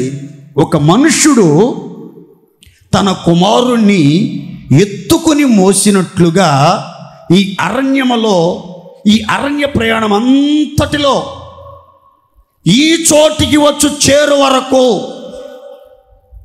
కనాను దేశములోనికి, వాగ్దత్త దేశములోనికి వచ్చి చేరేంత వరకు ఒక మనుషుడు తన కుమారుని ఏ రీతిగా ఎత్తుకుని మోస్తాడో అలాగే క్రొత్త నిబంధన సంఘాన్ని, యేసు రక్తధారల్లో కడగబడిన సంఘాన్ని, ఆత్మచేత ముద్రించబడిన సంఘాన్ని, ధూమ స్తంభము వలె ప్రియుని మీద ఆనుకుని యాత్ర చేయుచున్న సంఘాన్ని దేవుడు పరలోక రాజ్యం చేరేదాకా ఎత్తుకుని మొయ్యగలిగినటువంటి గొప్ప దేవుడు. దేవునికి మహిమ కలుగునుగాక.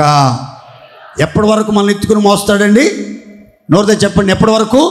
పరలోక రాజ్యం చేరేదాకా. మన పితరులు కనాను దేశం చేరేదాకా వారిని తండ్రి కుమారుని ఎత్తుకుని మోసినట్లుగా మోసాడు. ఈ క్రొత్త నిబంధన సంఘములో చేర్చబడిన పరిశుద్ధులను, ప్రార్థనాపరులను, దేవుని మీద ఆనుకుని ఆధారపడిన ఆత్మీయులను పరలోక రాజ్యం, సియోన్, నూతన యెరూషలేం, మహిమగల రాజ్యములో చేరేదాకా ఆయన మనల్ని ఎత్తుకుంటాడు. అందుకని బైబిల్లో రాసి ఉంది, ముదిమి వచ్చు వరకు నిన్ను ఎత్తుకుని వాడను, తల వెంట్రుకలు నిరయ వరకు నిన్ను చంకన పెట్టుకుని వాడను, నిన్ను రక్షించువాడను నేనే. ఎంతవరకు అంటే ముదిమి వచ్చు వరకు ఎత్తుకుంటాడు. ఎత్తుకోవటం అంటే అర్థం ఏంటంటే మన భారాలన్నింటినీ భరించడం, మన భారాలన్నింటినీ భరించడం. అందుకే కీర్తనాకారుడు అంటాడు, యెహోవా అనుదినము మా భారము భరించుచున్నాడు, ప్రభు స్తుతి నొందునుగాక. అనుదినం, అనుక్షణం, క్షణక్షణం నీ భారమంతా నీ దేవుడు మోస్తున్నాడు, భరిస్తున్నాడు. ఈ సంగతి తెలియక చాలామందికి వాళ్ళ భారాన్ని వాళ్ళే భరిస్తూ ఉంటారు. కుటుంబ భారం, అప్పు భారం, వ్యాధి భారం, సమస్యల భారం, పిల్లల వివాహ భారం అంతా పెట్టుకుని కృంగిపోతూ ఉంటారు, కుమిలిపోతూ ఉంటారు, నిరుత్సాహపడిపోతూ ఉంటారు, నిరాశలోకి వెళ్ళిపోతూ ఉంటారు, వారిని తొందరపడుతూ ఉంటారు, కలవరపడిపోతూ ఉంటారు, కన్నీళ్లు గారుస్తూ ఉంటారు. నీ భారం యెహోవా మీద మోపండి, ఆయన మిమ్మల్ని ఆదుకుంటాడు. మిమ్మల్ని గూర్చి ఆయన చింతిస్తున్నాడు కనుక మీ చింత యావత్తు ఆయన మీద వెయ్యండి. మీరు దేని గురించి చింతపడబాకండి. చింత చితి మంటలలోనికి తీసుకెళ్ళిపోద్ది. కనుక దేవుణ్ణి నమ్ముకున్న బిడ్డలు దేని గురించి చింతపడకండి, దేని గురించి ఓవర్గా ఆలోచించబాకండి. ఆలోచించి అనారోగ్యాన్ని తెచ్చుకుని అవస్థలు పడబాకండి. ఏ భారమైనా, భరించలేని భారమైనా సరే ప్రభువుకి అప్పగించండి. ప్రార్థనలో కృతజ్ఞత పూర్వకంగా ప్రార్థన విజ్ఞాపనల చేత మీకున్న సమస్య అంతా దేవునికి చెప్పండి. మనుషులతో చెప్తే విన్నట్టుంటారు, కొంచెం ఏడ్చినట్టుగా ముఖం పెడతారు, పక్కకెళ్ళి 10 మందికి చెప్పి నిన్ను అల్లరిపాలు చేస్తారు. కానీ నీ సమస్య ఏదైనా సరే, నీ అవసరత ఏదైనా సరే, నీ భారం ఏదైనా సరే ప్రభు పాద సన్నిధిలో ప్రార్థన పూర్వకంగా ప్రియునికి చెప్తే ఆ ప్రియుడు ఆ భారం అంతా ఆయన మోసి నీ గుండెల్లో ఉన్న భారాన్ని తీసి నీకు విశ్రాంతి, నీ ప్రాణానికి నెమ్మది ఇచ్చి గొప్ప ఆదరణ దయచేస్తాడు. దేవునికి మహిమ కలుగునుగాక. చూడండి, ఈరోజు చాలామంది జీవితాల్లో భారాలతో బాధలతో భయపడుతూ బలహీనులైపోతున్నారు. ఎందుకు? రక్షణ పొందారు, బాప్తిసం తీసుకున్నారు, అభిషేకం పొందారు, వాక్యం వింటున్నారు, అన్ని విషయాల నమ్మకంగా ఉంటున్నారు. కానీ ఒక చిన్న లోపం ఏంటో తెలుసా? నేను ప్రార్థన చేస్తే నా దేవుడు నా భారాలు భరించడానికి నా యొద్దకు దిగి వస్తాడు, నా భారాలన్నీ తీసేస్తాడు, నా భుజమాల మీద నుంచి బరువులు దించేసి నన్ను నిలువుగా నడవజేస్తాడు, నా కాడి విరగగొడతాడు, నా కాడి పలుపులు తెంచేస్తాడు అని నిరీక్షణ, విశ్వాసం చాలామందికి కలగట్లేదు. ఎందుకు వస్తారో తెలియదు, ఎందుకు వెళ్తారో తెలియదు చాలామందికి మందిరానికి. నా మాటనండి, రక్షణ పొందినటువంటి బిడ్డలు ఏది అవసరమైనా, నీ భారం ఏదైనా తల్లిదండ్రులతో చెప్పుకోలేకపోవచ్చు, రక్త సంబంధులతో చెప్పుకోలేకపోవచ్చు, ఆత్మీయులతో కూడా చెప్పుకోలేకపోవచ్చు. కానీ ప్రాణప్రియుడు, కన్న తండ్రి, కల్వరి రక్తంతో కడిగిన తండ్రి, ఒక శుద్ధమైన జీవితాన్ని ప్రసాదించిన తండ్రి, పరిశుద్ధ స్వాస్థ్యములో చేర్చిన తండ్రి, దోమ స్తంభాల లాంటి విశ్వాసులతో సంఘ సమూహముతో చేర్చిన తండ్రికి మీ సమస్య అంతా చెప్పగలిగితే ఆయన మీరు భరించాల్సిన భారాలన్నీ భరించి మీకు విడుదల, విజయము, విశ్రాంతి ప్రసాదించునుగాక. గట్టిగా చెప్పండి హల్లెలూయా. ఇశ్రాయేలు జీవితంలో అరణ్యంలో ఆయన మీద ప్రార్థనాపూర్వకంగా ఆనుకున్నప్పుడు జరిగిన మరొక విచిత్రమైన మాట చెప్తాను, చదువుకుందాం. చూడండి, 2:7 ద్వితీయోపదేశకాండం. నీ చేతుల పనులన్నింటిలోనూ నీ దేవుడైన యెహోవా నిన్ను ఆశీర్వదించెను. ఈ మాట నోట్ చేసుకోండి. ఈ గొప్ప అరణ్యములో ఈ 40 సంవత్సరాలు సంచరించిన సంగతి ఆయన ఎరుగును. నీ దేవుడైన యెహోవా నీకు తోడై ఉన్నాడు, నీకు ఏమీ తక్కువ కాలేదు. చప్పట్లు కొట్టి దేవుని మహిమపరుద్దాం గట్టిగా, సంతోషంగా చప్పట్లు కొట్టి దేవుని మహిమపరచాలి. ఇక్కడ రాసిన చక్కని మాట చెప్తాను, తలపైకి చూడండి. పితరులు ఐగుప్తు నుంచి వాగ్దత్త దేశానికి ప్రయాణం చేసిన సంవత్సరాలు 40 సంవత్సరాలు. అందరు చెప్పండి గట్టిగా, ఎన్ని సంవత్సరాలండి? అందరు చెప్పాలి గట్టిగా, ఎన్ని సంవత్సరాలు? 40 సంవత్సరాలలో వాళ్ళు అరణ్యములో సంచారం చేయించు వచ్చారు. ఆ 40 సంవత్సరాలు వారు అరణ్యములోనే ప్రయాణం చేశారు. అరణ్యం అంటేది కొండలు, లోయలు కలిగిన ప్రదేశం. జనసంచారం పెద్దగా ఉండదు, నీటి ఓటలు కనబడవు, ఫలదాయకమైన పరిస్థితులు కనబడవు, పోషణ ఆధారం ఏది ఉండదు, వయాశిస్సులు ఉండవు, భయంకరమైన ఎడారి, మహా ఎండకు కాలిన ఎడారి, పాడైపోయిన ఎడారి, భీకరమైన ధ్వని కలిగిన ఎడారి, ఒంటరిగా భయంగా బిక్కుబిక్కుమంటూ ప్రయాణం చేశారు. అయితే ఆ 40 సంవత్సరాల్లోనంటండి దేవుడు వారిని, వారి చేతి పనులన్నింటినీ ఆశీర్వదిస్తా వచ్చారు. వాళ్ళు చేయనిదంతా ఆశీర్వదిస్తా వచ్చాడంట. అందుకని వాళ్ళకి ఏది తక్కువ కాలేదు. వారికి దేవుడు తోడుగా ఉండి సమృద్ధినిచ్చి వాళ్ళను పోషించాడు. నాకు ఇది తక్కువైంది, ఇది నాకు లేదు అని ఎవ్వరూ చెప్పలేదు. విశ్వసించిన వారందరూ ఏక హృదయం, ఏక మనసు కలిగి తృప్తిగా జీవించారు. వాళ్ళ జీవితాల్లో చెప్పుల వారు తెగిపోలేదు, బట్టలు మాసిపోలేదు, కాళ్ళు వాపు రాలేదు, వాళ్ళకి ఏ రోగ సమస్యలు కలగలేదు. వాళ్ళు ఎంతో ప్రశాంతంగా మేఘములో ప్రయాణం చేశారు, మేఘము మధ్య ప్రయాణం చేశారు, అరణ్యంలో ప్రయాణం చేసిన వారికి ఏది తక్కువ కాలేదు. మీ జీవితంలో అరణ్యంలో ప్రయాణం చేస్తున్నారు, మరి మీరు ఎందుకు ఆశీర్వదించబడలేకపోతున్నారు? ఇది నా ప్రశ్న. ఎందుకు మీ చేతి పనులన్నిటిని దేవుడు ఆశీర్వదించట్లేదు? ఎందుకు కుటుంబాల్లో కొరతలు? ఎందుకు డబ్బు లేదు, ధనం లేదు, ధాన్యం లేదు, ఘనత లేదు, అవసరాలు తీర్చబట్టలేదు, అవస్థలు పడుతున్నాం, పిల్లలు ఫీజు కట్టలేకపోతున్నాం, ఇంటి అద్దె కట్టలేకపోతున్నాం, కరెంటు బిల్లు కట్టలేకపోతున్నాం, పని చేస్తున్నాం కానీ కష్టార్జితం క్షేమంగా సంతోషంగా సుఖంగా అనుభవించలేకపోతున్నాం. చేతుల కష్టార్జితం వ్యర్థమైపోతుంది, కష్టార్జితం అన్యాక్రాంతమైపోతుంది, కష్టార్జితం వడ్డీలకి కట్టడానికే సరిపోతుంది. నెలాఖరు వచ్చేసరికి మరలా అప్పు చేయాల్సిన పరిస్థితులు ఏర్పడుతున్నాయి. తృప్తి లేదు, సమృద్ధి లేదు, గాదెల నిండా ధాన్యం లేదు, గానుగల్లో క్రొత్త ద్రాక్షారసం, మహా సంతోషం, నూతన ఉత్సాహం కలగట్లేదు.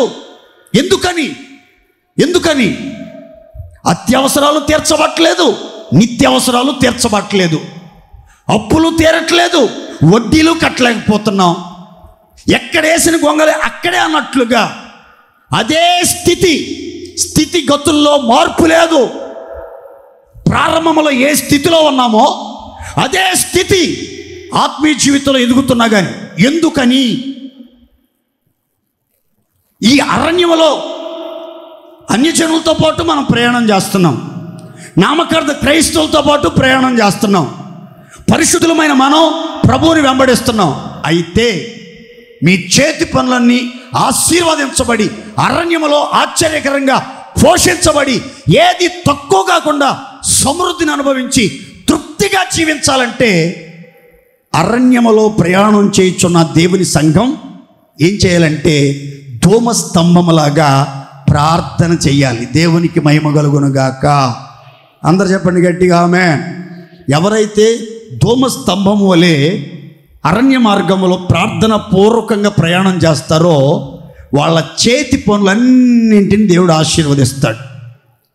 వ్యవసాయం చేస్తున్నా, వ్యాపారం చేస్తున్నా, చేతి పనులు చేసుకుంటున్నా, వాహనాలు నడుపుతున్నా, చిన్న పని ప్రత్యేకంగా పెట్టుకున్నా, ఏ పనిలోనైనా సరే నీకు ఒక తృప్తి ఉంటుంది.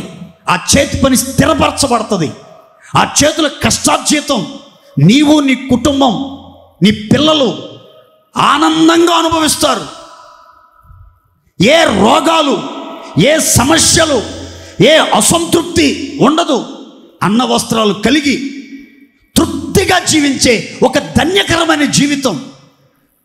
ఎంత తిన్నా, ఎంతమంది తిన్నా, ఎంతమంది బంధువులు వచ్చి తిన్నా ఇంకా సమృద్ధి మిగిలినటువంటి పరిస్థితులు మీ కుటుంబాల్లో ఉండాలి. యేసుక్రీస్తు అరణ్యములో ప్రజలు వచ్చినప్పుడు ఒక అద్భుతం చేసి 5 రొట్టెలు 2 చేపలు ఆశీర్వదించి విరిచి వడ్డిస్తే 5,000 మంది పురుషులు, లెక్కకు మించిన స్త్రీలు, పిల్లలు తిన్నారంట. మిగిలిన ముక్కలు నష్టపోకుండా గంపలకి ఎత్తమంటే 12 గంపల నిండా మిగిలినాయి అంట. దేవుని స్తోత్రం చెప్పండి గట్టిగా. పాస్టర్ గారండి అసలు మిగలట్లేదండి, పిల్ల చూస్తే పెళ్ళిడికి వస్తుంది, పిల్లల్ని స్కూల్లో కాలేజీల్లో చేర్పించాలి, ఫీజులు కట్టాలి, చాలా ఇబ్బందిగా ఉందండి, చాలా ఇబ్బందిగా ఉంది. బైక్ చూస్తేనేమో మధ్య మధ్యలో ఆగిపోతుంది. ఎందుకు ఆగిపోతుందో తెలియట్లేదండి. కొత్త బైక్ తీసుకుందామంటే డబ్బులు లేవండి. అన్ని ఇబ్బందులేనండి. ఒక్కటి కూడా మాకు అసలు కలిసి రావట్లేదండి. పరిస్థితులన్నీ పగబట్టినట్టు ఉన్నాయండి అని చాలామంది బాధపడుతున్నారు. నా మాటనండి, ఈరోజు మీ చేతి పనులన్నీ ఏ పని చేసినా స్థిరపరచబడి దీవించబడాలి. ఆ కష్టార్జితంతో మీ కుటుంబం అంతా సంతోషంగా, సుఖంగా, క్షేమంగా బ్రతకాలి. ఇది లేదు అని అసంతృప్తి మీ జీవితాల్లో కలగకుండా ఏది తక్కువ కావట్లేదండి. వస్త్రాలు తక్కువ కాకుండా, తిండి తక్కువ కాకుండా, ఇల్లు వాకిళ్ళు తక్కువ కాకుండా, వస్తు వాహనాలు తక్కువ కాకుండా, జ్ఞానం తక్కువ కాకుండా, కృప తక్కువ కాకుండా, సమాధానం తక్కువ కాకుండా, వనరులు తక్కువ కాకుండా అన్ని పుష్కలంగా సమృద్ధిగా దేవుడు మాకు ఇస్తున్నాడు. మా దేవుడు మాకు తోడుగా ఉన్నాడు. ఆయన మీద ఆనుకోబట్టి, ఆయన మీద ఆధారపడబట్టి, ఆయన గుప్పిలు విప్పి మా గుండెల్లో కోరికలన్నీ తీరుస్తున్నాడండి. మా జీవితంలో అసంతృప్తి అనేది లేకుండా, అయ్యో జీవితంలో అది సంపాదించలేకపోయానే, దాన్ని సమకూర్చలేకపోయానే, పిల్లల కోసం, ఇంటి వారి కోసం దీన్ని కొనలేకపోయానే, దీన్ని సిద్ధపరచలేకపోయానే అని అసంతృప్తి మీ జీవితాల్లో వెంటాడి వేధించి బాధించకుండా ఉండాలంటే అరణ్యములో ప్రయాణం చేయుచున్న దేవుని సంగమా, మీలో ఒక్కొక్కరు ఒక్క ధూమ స్తంభము వలె ప్రార్థించే బలమైన స్థిరమైన యోధుల వలె మీరు మారినట్లయితే దేవుడు మీ చేతి పనులన్నిటినీ ఆశీర్వదిస్తాడు. మీకు ఏది తక్కువ కాకుండా తృప్తికరంగా పోషించి కనుపాపవలే కాపాడునుగాక. గట్టిగా చెప్పుకోండి హల్లెలూయా. ప్రియుని మీద ఆనుకుని పూర్ణ శాంతితో కాపాడబడుతూ దేవుడు మీ పక్షంగా యుద్ధాలు జరిగించి మీకు విజయమిచ్చి మీ భారాలన్నింటినీ ఆయన మోసుకుంటూ నిత్యత్వం వరకు మిమ్మల్ని నడిపించాలన్నా, ఈ అరణ్య యాత్రలో మిమ్మల్ని ఆశీర్వదించి మీ అవసరాలన్నీ తీర్చి తృప్తికరమైన మార్గాల్లో నడిపించాలి అని అంటే మనలో ఒక్కొక్కరు పరిశుద్ధతతో, విశ్వాసంతో కుటుంబాలు కలిసి ప్రార్థించడం అలవాటు చేసుకోండి. ప్రార్థనలో ఎదగండి, ఆసక్తిగా ప్రార్థించండి, ఆత్మతో ప్రార్థించండి, విశ్వాసంతో ప్రార్థించండి, పట్టుదలతో ప్రార్థించండి. సిగ్గుమాలి మాటి మాటికి అడగండి.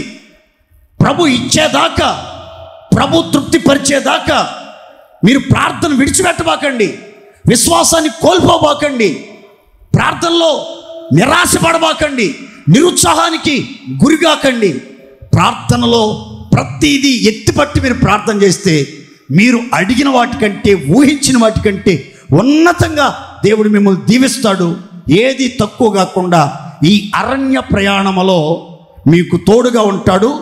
అందరు మిమ్మల్ని చూస్తారు.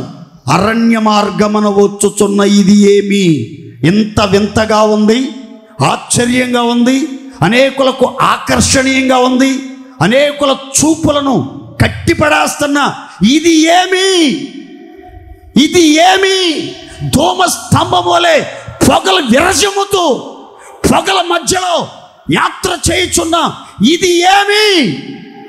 అదే క్రొత్త నిబంధన సంఘం, ప్రియుని మీద ఆనుకున్న సంఘం, ప్రార్థనా శక్తితో, భక్తితో ఆశ్చర్య కార్యాలను అనుభవిస్తూ యాత్ర చేయుచున్న సంఘం, జీవము కలిగిన దేవుని సంఘం. దేవునికి మహిమ కలుగునుగాక. గట్టిగా చేద్దాం హల్లెలూయా. ఆదరణ లేని ఈ లోకములో ఆనుకొంటిని, ఎదుటే నిలిచే నీపైనే. ఆదరణ లేని ఈ లోకములో ఆనుకొంటిని, ఎదుటే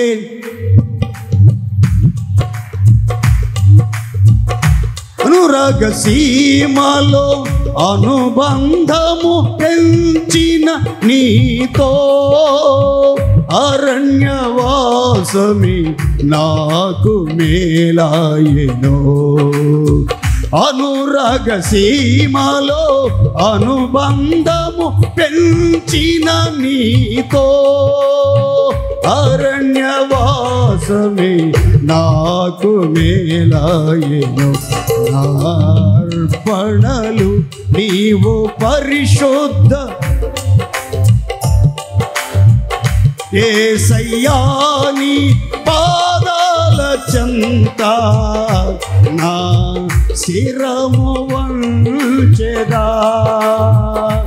నీవే నాకని నేనే నీకని నాకై విజ్ఞాపన చేయుచున్నవని. నేనే నీకని నీవే నాకని నాకై విజ్ఞాపన చేయుచున్నవని. నార్పణలు నీవు పరిశుద్ధ చున్నావని. గమ్యమెరుగని వ్యామోహాలలో గురి నిలిపితినే. మార్గము చూపిన నీపైనే. గమ్యమెరుగని వ్యామోహాలలో గురి నిలిపితినే. మార్గము గాలిని గద్దించి గాలి మేడలు కూల్చిన నీతో. శాలెము నీడయి నాకు నేలాయెను. గాలిని గద్దించి గాలి మేడలు కూల్చిన నీతో. శాలెము నీడయి నాకు నేలాయెను. నార్పణలు నీవు పరిశుద్ధపరచుచున్నావని.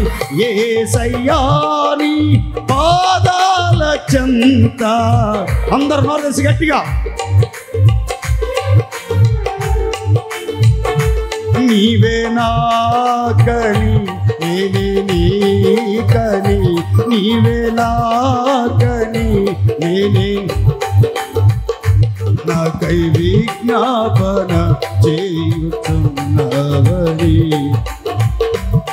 హల్లెలూయా. అందరూ స్తోత్రం చెప్తాం గట్టిగా. హల్లెలూయా. ధూమస్తంభముల వలె అరణ్య మార్గమున వచ్చుచున్న ఇది ఏమి? రెండు అనుభవాలు గుర్తుపెట్టుకోండి. అరణ్యములోని సంఘం పితరులైన ఇశ్రాయేలీల సంఘం, సాదృశ్యంగా క్రొత్త నిబంధన సంఘం, క్రైస్తవ సంఘం, యేసు రక్తంతో కడగబడిన సంఘం, రారాజు నాయకత్వంలో నడిపించబడుతున్న క్రొత్త నిబంధన సంఘం ప్రియుని మీద ఆనుకొని ప్రార్థన విజ్ఞాపనల ధూపద్రవ్యాలతో చిక్కని పొగల మధ్యలో ప్రయాణం చేయుచున్న సంఘం, పెండ్లి కుమార్తె సంఘం. దేవునికి మహిమ కలుగునుగాక. రెండవ ప్రశ్న అక్కడ మనం చదువుకున్నాం. ఏంటి అనంటే, గోపరసముతోనూ సామ్రాణితోనూ వర్తకులు అమ్ము వివిధమైన సుగంధ స్వర్ణములతోనూ పరిమళించుచు వచ్చు ఇది ఏమి? తలల పైకి చూడండి. మొదట చెప్పాను, ధూమస్తంభములాగా అరణ్య మార్గంలో వస్తూ ఆకర్షిస్తూ ఆశ్చర్యాన్ని కలిగించిన సంఘాన్ని గురించి చెప్పాను. రెండవ సంఘం అక్కడ రాయబడిన మాట, గోపరసం, సామ్రాణి, వర్తకులు అమ్మే అంటే వ్యాపారస్తుల దగ్గర దొరికే వివిధమైన సుగంధ స్వర్ణములు. స్వర్ణం అంటే పొడులు, పరిమళాలను వెదజల్లే, సుగంధాన్ని గుబాళించే పొడులు. ఆ స్వర్ణాలతో పరిమళించుచు సువాసన భరితంగా వచ్చుచున్న ఇది ఏమి? ఏమి సువాసన, ఏమి పరిమళ వాసన, ఏంట కమ్మని వాసన ఏంటిరా బాబు, అందరినీ ఆకర్షిస్తుంది. ఇక్కడ చాలా జాగ్రత్తగా వినాలి. ప్రభు అయిన యేసయ్య రాకడ కోసం ఎత్తబడే సంఘానికి పరిమళ వాసన అవసరం. వేటితో కూడిన పరిమళ వాసన అంటే గోపరసంతో, సాంబ్రాణితో, వర్తకలమ్మే వివిధమైన సుగంధ సూర్ణములతో కూడినటువంటి సువాసన, పరిమళ వాసన కలిగిన సంఘమే పెండ్లి కుమార్తె సంఘం, వధువు సంఘం, సంపూర్ణ సిద్ధి నొందిన సంఘం, సిద్ధపడిన క్రైస్తవ సంఘం అని బైబిల్ గ్రంథం చెప్తుంది. ఇక్కడ క్లుప్తంగా నేను చెప్పేస్తాను, అందరి తలపైకే చూడండి. సంఘ సహవాసములో ఉన్న పరిశుద్ధులందరిలో కూడా గోపరసంతో మనం తడపబడాలి. గోపరసం చేత గోపరసం మనకి పుయ్యబడాలి. గోపరసంతో తడపబడాలి, గోపరసం చల్లబడాలి, గోపరసం చేత గోపరసం మన ఒళ్ళంతా రాయబడాలి. ఆ గోపరసంతో ఉండాలి. మరో ప్రక్క సాంబ్రాణి సువాసనలు, సాంబ్రాణి పొగలు మన మధ్యలో వెదజల్లుతూ ఉండాలి. ఇంకొక విచిత్రం, వర్తకులమ్మే వివిధమైనటువంటి సుగంధాన్ని వెదజల్లే, సువాసనలను వ్యాపింపజేసే పరిమళాలు కలిగినటువంటి జీవితం మనం కలిగి ఉండాలని పరిశుద్ధ గ్రంథం చెప్తుంది. చూడండి, అహష్వేరోసు 127 సంస్థానాలలో రాజుగారి కోసం రాణిని నిర్ణయించే ప్రక్రియలో పరిచారకులు, నపుంసకులు రాజుగారితో చెప్పినటువంటి మాట ఏంటంటే, ఈ 127 సంస్థానాలలో అందమైన కన్యకలందరినీ కోటలోనికి మనం ఆహ్వానిద్దాం. అయితే రాజు ఏ కన్యక యందు ఇష్టపడతాడో అది రాణిగా నియమించబడుతుంది, పట్టపు రాణిగా అభిషేకించబడుతుంది, అంతఃపురములోనికి చేర్చబడుతుంది, అతి పరిశుద్ధమైన స్థలములోనికి వెళ్ళిపోద్ది. అయితే ఆ అంతఃపురంలోకి వచ్చినటువంటి అందమైన కన్యకలందరికీ కూడా వారి శుద్ధి కొరకు 1 సంవత్సరం పాటు పరిమళ క్రియల కొరకైనటువంటి ఏర్పాట్లు మన అంతఃపురంలో జరగాలి. ఆ సంవత్సరం పాటు జరిగే పరిమళ క్రియల కొరకైనటువంటి, శుద్ధి కొరకైనటువంటి ఏర్పాట్లు ఎలా ఉండాలంటే, ప్రతి అందమైనటువంటి కన్యక 6 మాసాల పాటు గోపరసంతో శుద్ధి చేయబడాలి. మరొక 6 మాసాల పాటు సుగంధ ద్రవ్యములతో, పరిమళ ద్రవ్యములతో శుద్ధీకరించబడాలి. ఈ శుద్ధి చేయబడిన దినములు సంపూర్ణమైనప్పుడు రాజకోటలోనికి, రాజ సముఖములోనికి వెళ్ళే దినము ఆసన్నమవుతుంది. అప్పుడు రాజుగారి ఎదుట ఈ పరిమళ క్రియలు ముగించుకొని ఎవరైతే నిలబడతారో, రాజు దేని యందు ఇష్టపడతాడో, రాజు ఎవని యందు ఇష్టపడతాడో అదే రాజుగారి భాగస్వామిగా, పట్టపు రాణిగా ఉండి కిరీటాన్ని ధరించుకొని రారాజు ప్రేమకు పాత్రురాలుగా మార్చబడి దేశమంతటికి పరిచయం చేయబడుతుంది ఒక ఏలికగా అని ఒక చక్కని మాట మనం గమనిస్తాం. అయితే ఆ రోజు రాజుగారి ప్రక్కన కూర్చుని, అహష్వేరోసు రాజు పక్కన కూర్చుని కన్యకలకే ఇంత పెద్ద ఎత్తున పరిమళ క్రియల కొరకై, శుద్ధీకరణ కొరకై ఏర్పాట్లు జరిగితే, అలంకరించబడిన రారాజు, పరిశుద్ధుడైన రారాజు, సకల యుగములలో రాజు, అలంకరించబడిన రాజుగా అంతఃపురములో నుంచి పెండ్లి కుమార్తె సంఘాన్ని కొనిపోవటానికి త్వరగా రాబోతున్న యేసు క్రీస్తు నువ్వు ఆకర్షించి ఆయన ప్రక్కన కూర్చొని ఆయన విందుశాలలోనికి తోడుకొని పోబడాలి అని అంటే, మనము కూడా గోపరసముతోనూ సామ్రాణితోనూ వర్తకులము వివిధమైన సుగంధ సూర్ణములతో పరిమళించే పరిశుద్ధ జీవితం అవసరం. దేవునికి మహిమ కలుగునుగాక. గట్టి చెప్పండి హల్లెలూయా. ఈ గోపరసాన్ని గురించి, సామ్రాణిని గురించి, ఈ సుగంధ సూర్ణములను గురించి ఒక చిన్న మాట చెప్తాను చూడండి. గోపరసము అంటే అదొక చెట్టు నుండి స్రవించే ఒక జిగురు పదార్థం. చెట్టు నుండి స్రవించే ఒక జిగురు పదార్థం. పూర్వకాలంలో చిరిగిపోయినటువంటి పేపర్లని అతికించడానికి తుమ్మ చెట్ల దగ్గరికి వెళ్ళి కత్తితో కానీ గొడ్డలతో కానీ ఘాటు పెట్టి వచ్చేవాళ్ళు. వస్తే పొద్దున్నే కల్లా దాంట్లో నుంచి ఒక ద్రవం స్రవించేది. దాన్ని తీసుకొని ఒక సీసాలో పెట్టుకునేవాళ్ళు. సీసాలో అదే బంక అంటారు దాన్ని. అలాంటి ఒక బంక లాంటి జిగురు పదార్థం, ఒక చెట్టు నుంచి ద్రవించే ఒక పదార్థం గోపరసం. దీన్ని ఇంకా వివరంగా మీకు చెప్పాలంటే బోళము అంటారు. దీన్ని ఏమంటారండి? బోళము అంటారు. ఇది చాలా చేదైన పదార్థం, చాలా చేదుగా ఉంటుంది, చాలా భయంకరమైన చేదు, విషం కంటే భయంకరమైన చేదు, అంత చేదైన పదార్థం.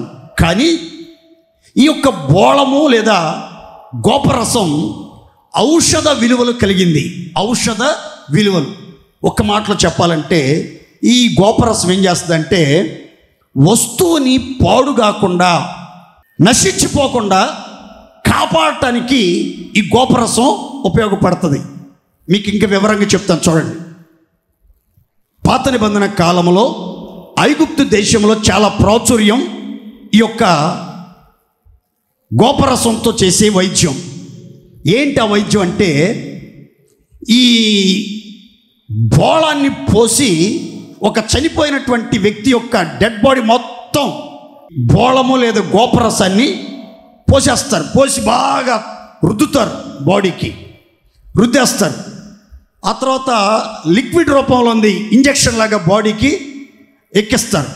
అప్పుడు ఏమైందంటే ఎన్ని సంవత్సరాలు ఉన్నా సరే ఆ బాడీ కుళ్ళిపోదు, ఆ బాడీ కుళ్ళిపోదు, పురుగు పట్టదు, దుర్వాసన రాదు, ఏ కంపు రాదు, ఏ మాత్రము పాడైపోదు, ఎటువంటి చెడ్డ వాసన రాకుండా ఆ బాడీని కాపాడతాయి.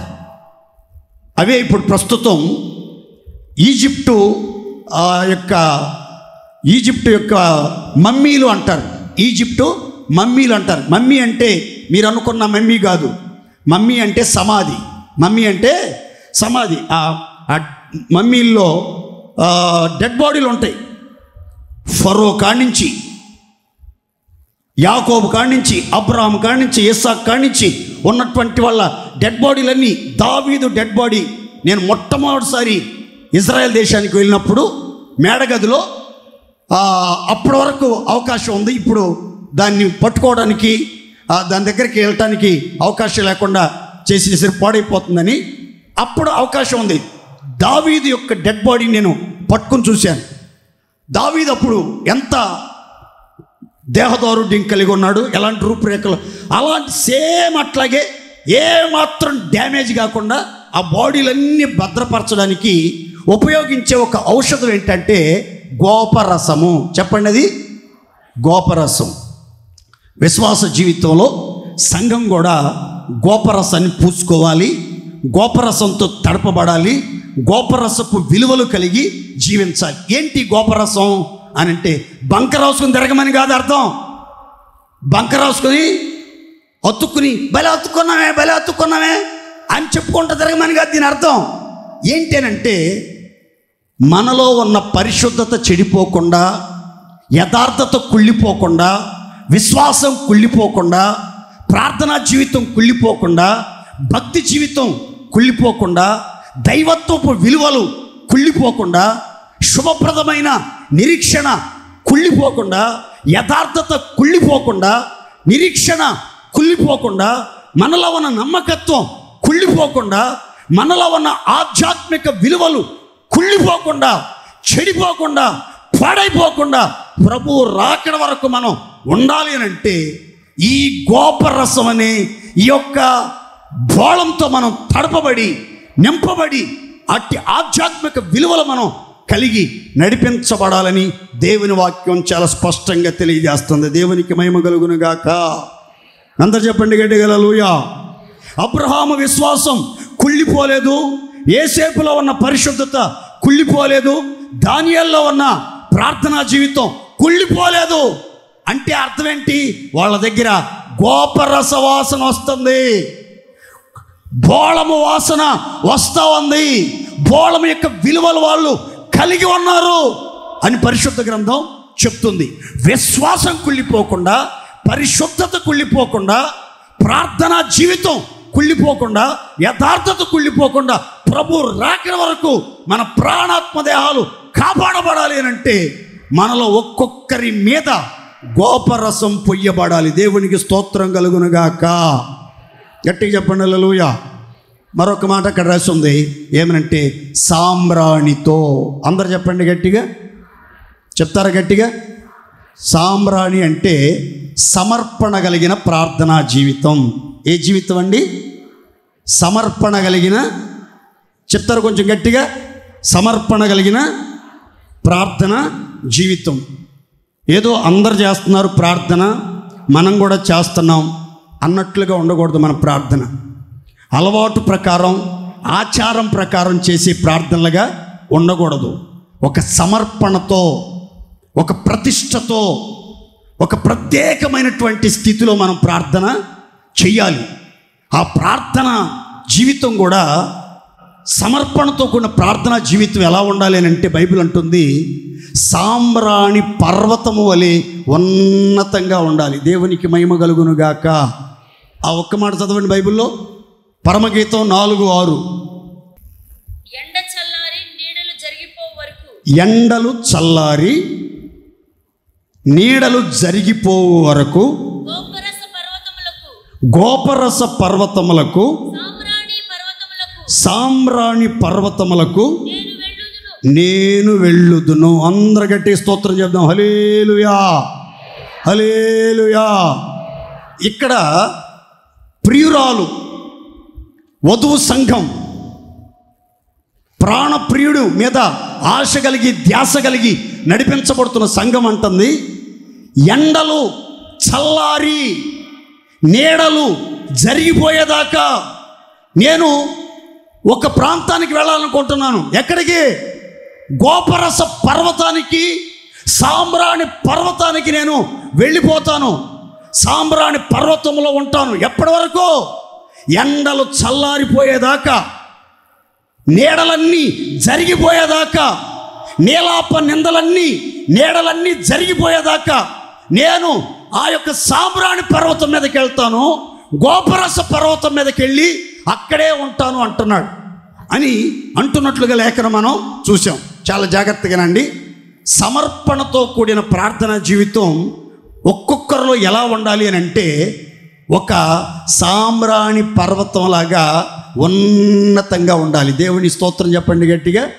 పర్వతం అంటే ఎత్తయింది, ఉన్నతమైంది.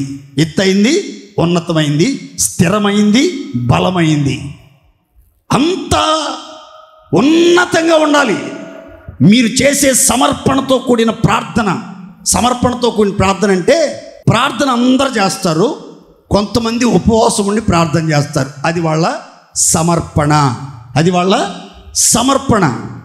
ఇప్పుడు కొంతమంది ప్రభులోకి వచ్చిన తర్వాత నగలు తీసేస్తారు, నగలు తీసేస్తారు, ముక్కులకి, చెవులకి, మెల్లో, కాళ్ళకి, తర్వాత మిట్లు, ఇవన్నీ తీసేస్తారు. అది వాళ్ళ సమర్పణ, అది వాళ్ళ సమర్పణ. వాళ్ళు దేవుల్లో ఎదుగుతున్న కొలది నేను నా సమర్పణ పర్వతం అంత ఉన్నతంగా ఉండాలి, నా భక్తి జీవితం ఉన్నతంగా ఉండాలి, నేను ప్రభుకి చాలా ప్రియముగా జీవించాలని వాళ్ళు దేవునితో చేసుకున్న తీర్మానము, ఆ ప్రతిష్ఠ మీద ఆధారపడి ఉంటాయి ఇవన్నీ. అంతేగాని నగలు తీయపోతే ఇంట్లో ఒప్పుకోవట్లేదు, నాకేమో మందిరానికి రావాలని ఉంది, ఈ నగలో పెట్టుకోకూడదు అనిపిస్తుంది అని ఎవరు బలవంతం చేయబాకండి, బలవంతం చేయబాకండి. మీ వ్యక్తిగత సమర్పణతో కూడినటువంటి విషయాలు ఇవన్నీ జాగ్రత్తగానండి. క్రొత్త నిబంధన సంఘానికి సమర్పణతో కూడిన ప్రార్థనా జీవితం ఉండాలి. ఆ ప్రార్థన కూడా పర్వతమంత స్థాయిలో ఉన్నతంగా ఉండాలి. దేవుని స్తోత్రం చెప్పండి గట్టిగా, గట్టిగా చెప్పాలి హల్లెలూయా. భూమి మీద ప్రార్థన చేయటం వేరు, పర్వతాల మీదకి వెళ్ళి ప్రార్థన చేయటం వేరు. పర్వతాల మీదకి వెళ్ళి ప్రార్థన చేస్తున్నాడు ప్రభు. ఆయన ముఖరూపం సూర్యునిలాగా మారిపోయింది, ఆయన వస్త్రాలు వెలుగు వలె తెగదగ మెరిసిపోతున్నాయి, ఒక ప్రత్యేకమైన రూపాంతరం చెందినట్లుగా బైబిల్ చెప్తుంది. పర్వతం మీద ప్రార్థన అంటే ఏంటంటే, పర్వతం మీద మీకు భోజనం దొరకదు, పర్వతం మీద నీళ్లు ఉండవు, పర్వతం మీద బిస్కెట్లు ఉండవు, పర్వతం మీద కేకులు ఉండవు, పర్వతం మీద మీ ఆకలిని చల్లార్చే ఏ వసతులు ఉండవు. తర్వాత పర్వతం ఎక్కాలంటే ఆపసాపాలు పడాలి, రొప్పుతా ఉండాలి, ఎక్కేటప్పుడు చాలా కష్టపడాలి, ఎక్కేటప్పుడు చాలా కష్టం. అలాగే ఒక ప్రత్యేకమైన ప్రార్థనా జీవితం, ఒక ఉన్నతమైన ప్రార్థనా జీవితం, ప్రభుతో ఒక్క గడియ మెలకువగా గడపాలి, ప్రభుతో ఒక్క గంట మెలకువగా గడపాలి, మనస్ఫూర్తిగా మనసులో ఉన్న ఆలోచనలన్నీ చెప్పుకోవాలి, ఆయనతోనే చెప్పుకోవాలి అని ఆరాటం కలిగి మనల్ని మనం ప్రత్యేకపరచుకోవాలి. ఇంట్లో ఉన్న సంఘంలో ఉన్న సమాజంతో కలిసి ప్రార్థన చేస్తున్నా నీకు ఒక ప్రత్యేకమైనటువంటి అవగాహన ఉండాలి. నేను పర్వతం మీద ఉన్నాను, ప్రత్యేకించబడిన దానను. నేను ప్రార్థన చేస్తూ ఉండగా సమర్పణతో నా ముఖరూపం మారాలి, నా వస్త్రధారణ మారాలి, నా స్వభావాలు మారాలి, నా యొక్క జీవితంలో మనసు మారి నూతన పరచబట్టు వలన రూపాంతరం చెందాలి, నా ప్రవర్తన మారిపోవాలి, క్రియలు మారిపోవాలి, స్వభావం మారాలి, వ్యక్తిత్వం మారాలి, మంచి సాక్ష్యం కలిగి నేను తేజరెలాలి, సూర్యుని అంత స్వచ్ఛముగా ప్రకాశవంతంగా మారాలి అనే సమర్పణతో కూడినటువంటి ఆ భక్తి, ఆ యొక్క సామ్రాణి పొగ మీ జీవితంలో పర్వతం అంత ఉన్నతంగా ఉండాలి. ఆ ప్రార్థన కూడా సమర్పణతో కూడిందై ఉండాలి. దేవునికి మహిమ కలుగును గాక. ఆచారంగా అలవాటుగా చేసేది కాదు. మన వాళ్ళకి పొద్దున్న లేవగా ప్రభువా స్తోత్రం నాయనా, ఓ ప్రభువా స్తోత్రం నాయనా, రాత్రి అంతా మంచిగా ధరించవయ్యా, ప్రభువా మరొక దినంలో ప్రవేశం భాగ్యం ఇచ్చేవనా తండ్రి, ఈ దినమంతా ప్రభువా తండ్రి నాయనా, ప్రభువా నాయనా, ఏసయ్యా ఈ దినమంతా నువ్వేనైనా ప్రభువా, అయ్యా ప్రభువా నాకు తోడుకుంటు నాయనా, ఇది కాదు చేయాల్సింది. సమర్పణతో కూడినటువంటి ప్రార్థన, స్పష్టమైనటువంటి ప్రార్థన, కృప పొందుకునే ప్రార్థన, దేవుని యొక్క ఆలోచనలను పొందుకునే ప్రార్థన, దేవుని చిత్తానుసారంగా ప్రవర్తించే ప్రార్థన, సమభూమి గల ప్రదేశంలో ఆత్మచేత నడిపించబడేటట్లుగా ప్రార్థనా జీవితం ఎవరైతే కలిగి ఉంటారో వాళ్ళ జీవితం దేదీప్యమానంగా, పరిమళ వాసనగా, ప్రకాశవంతంగా మారిపోతుంది. దేవుని స్తోత్ర. 3వ మాట అక్కడ రాసి ఉంది, వర్తకులమ్ము వివిధమైన సుగంధ సూర్ణములతో పరిమళించుచు. సూర్ణము, సుగంధ సూర్ణము. సూర్ణం అంటే మీతో చెప్పాను ముందే, సూర్ణం అంటే ఏంటి? అది పొడి. చెప్పండి గట్టిగా, సూర్ణం అంటే ఏంటి? చెప్పాలి గట్టిగా, నోదేసి. సూర్ణం అంటే ఏంటి? పొడి. ఒక మస్తకి ఫలాన్ని కానీ, గుగ్గిలాన్ని కానీ, బోళాన్ని కానీ నూరేమనుకోండి, కరక్కాయని కానీ, గంధకపు చెక్కను కానీ నూరేమనుకోండి, ఏమొచ్చిద్ది? మనకి సూర్ణం వచ్చింది, పొడి వచ్చింది. అలాగూ దేవుని పిల్లలైనటువంటి వారిలో ఉన్నటువంటి ఆ పరిశుద్ధత అది ఒక పరిమళ సూర్ణంగా బయటికి రావాలంటే మనం అప్పుడప్పుడు ఏం చేయబడాలంటే దంచబడాలి, నలగొట్టబడాలి. ఒక పరిశుద్ధుడు, ఒక నీతిమంతురాలు, ఒక భక్తి కలిగిన ప్రార్థన జీవితం కలిగినటువంటి విశ్వాసి ఎంతగా నలగొట్టబడతారో, ఎంతగా దంచబడతారో అంతగా పరిమళాలు వెదజల్లుతూ, సుగంధాన్ని వెదజల్లుతూ అనేకులకు ఆశీర్వాదకరంగా మార్చబడతారు. దేవునికి మహిమ కలుగును గాక. అందరు చెప్పండి గట్టిగా ఆమేన్, ఆమేన్. మనం అంతా కూడా క్రీస్తు మనల్ని ఎందుకు ప్రేమించాడో తెలుసా అండి? క్రీస్తు మనల్ని ఎందుకు ప్రేమించాడో తెలుసా? ఎఫెసీ 5:2 ఈ విధంగా చెప్తుంది, క్రీస్తు మిమ్మల్ని ప్రేమించి పరిమళ వాసనగా ఉండుటకై మీ నిమిత్తం తన్ను తాను బలిగా, అర్పణగా అప్పగించుకున్నాడు. రక్షణ పొందిన మనం అంతా కూడా పరిమళ వాసనగా ఉండాలి, బుక్కవని తైలంగా ఉండాలి, సువాసన భరితంగా ఉండాలి. చెడు వాసన కొట్టకూడదు, దుర్గంధం కొట్టకూడదు, కంపు మన దగ్గర రాకూడదు, సువాసన మాత్రమే రావాలి. కంపున్న చోట ఎవరు నిలబడలేరు.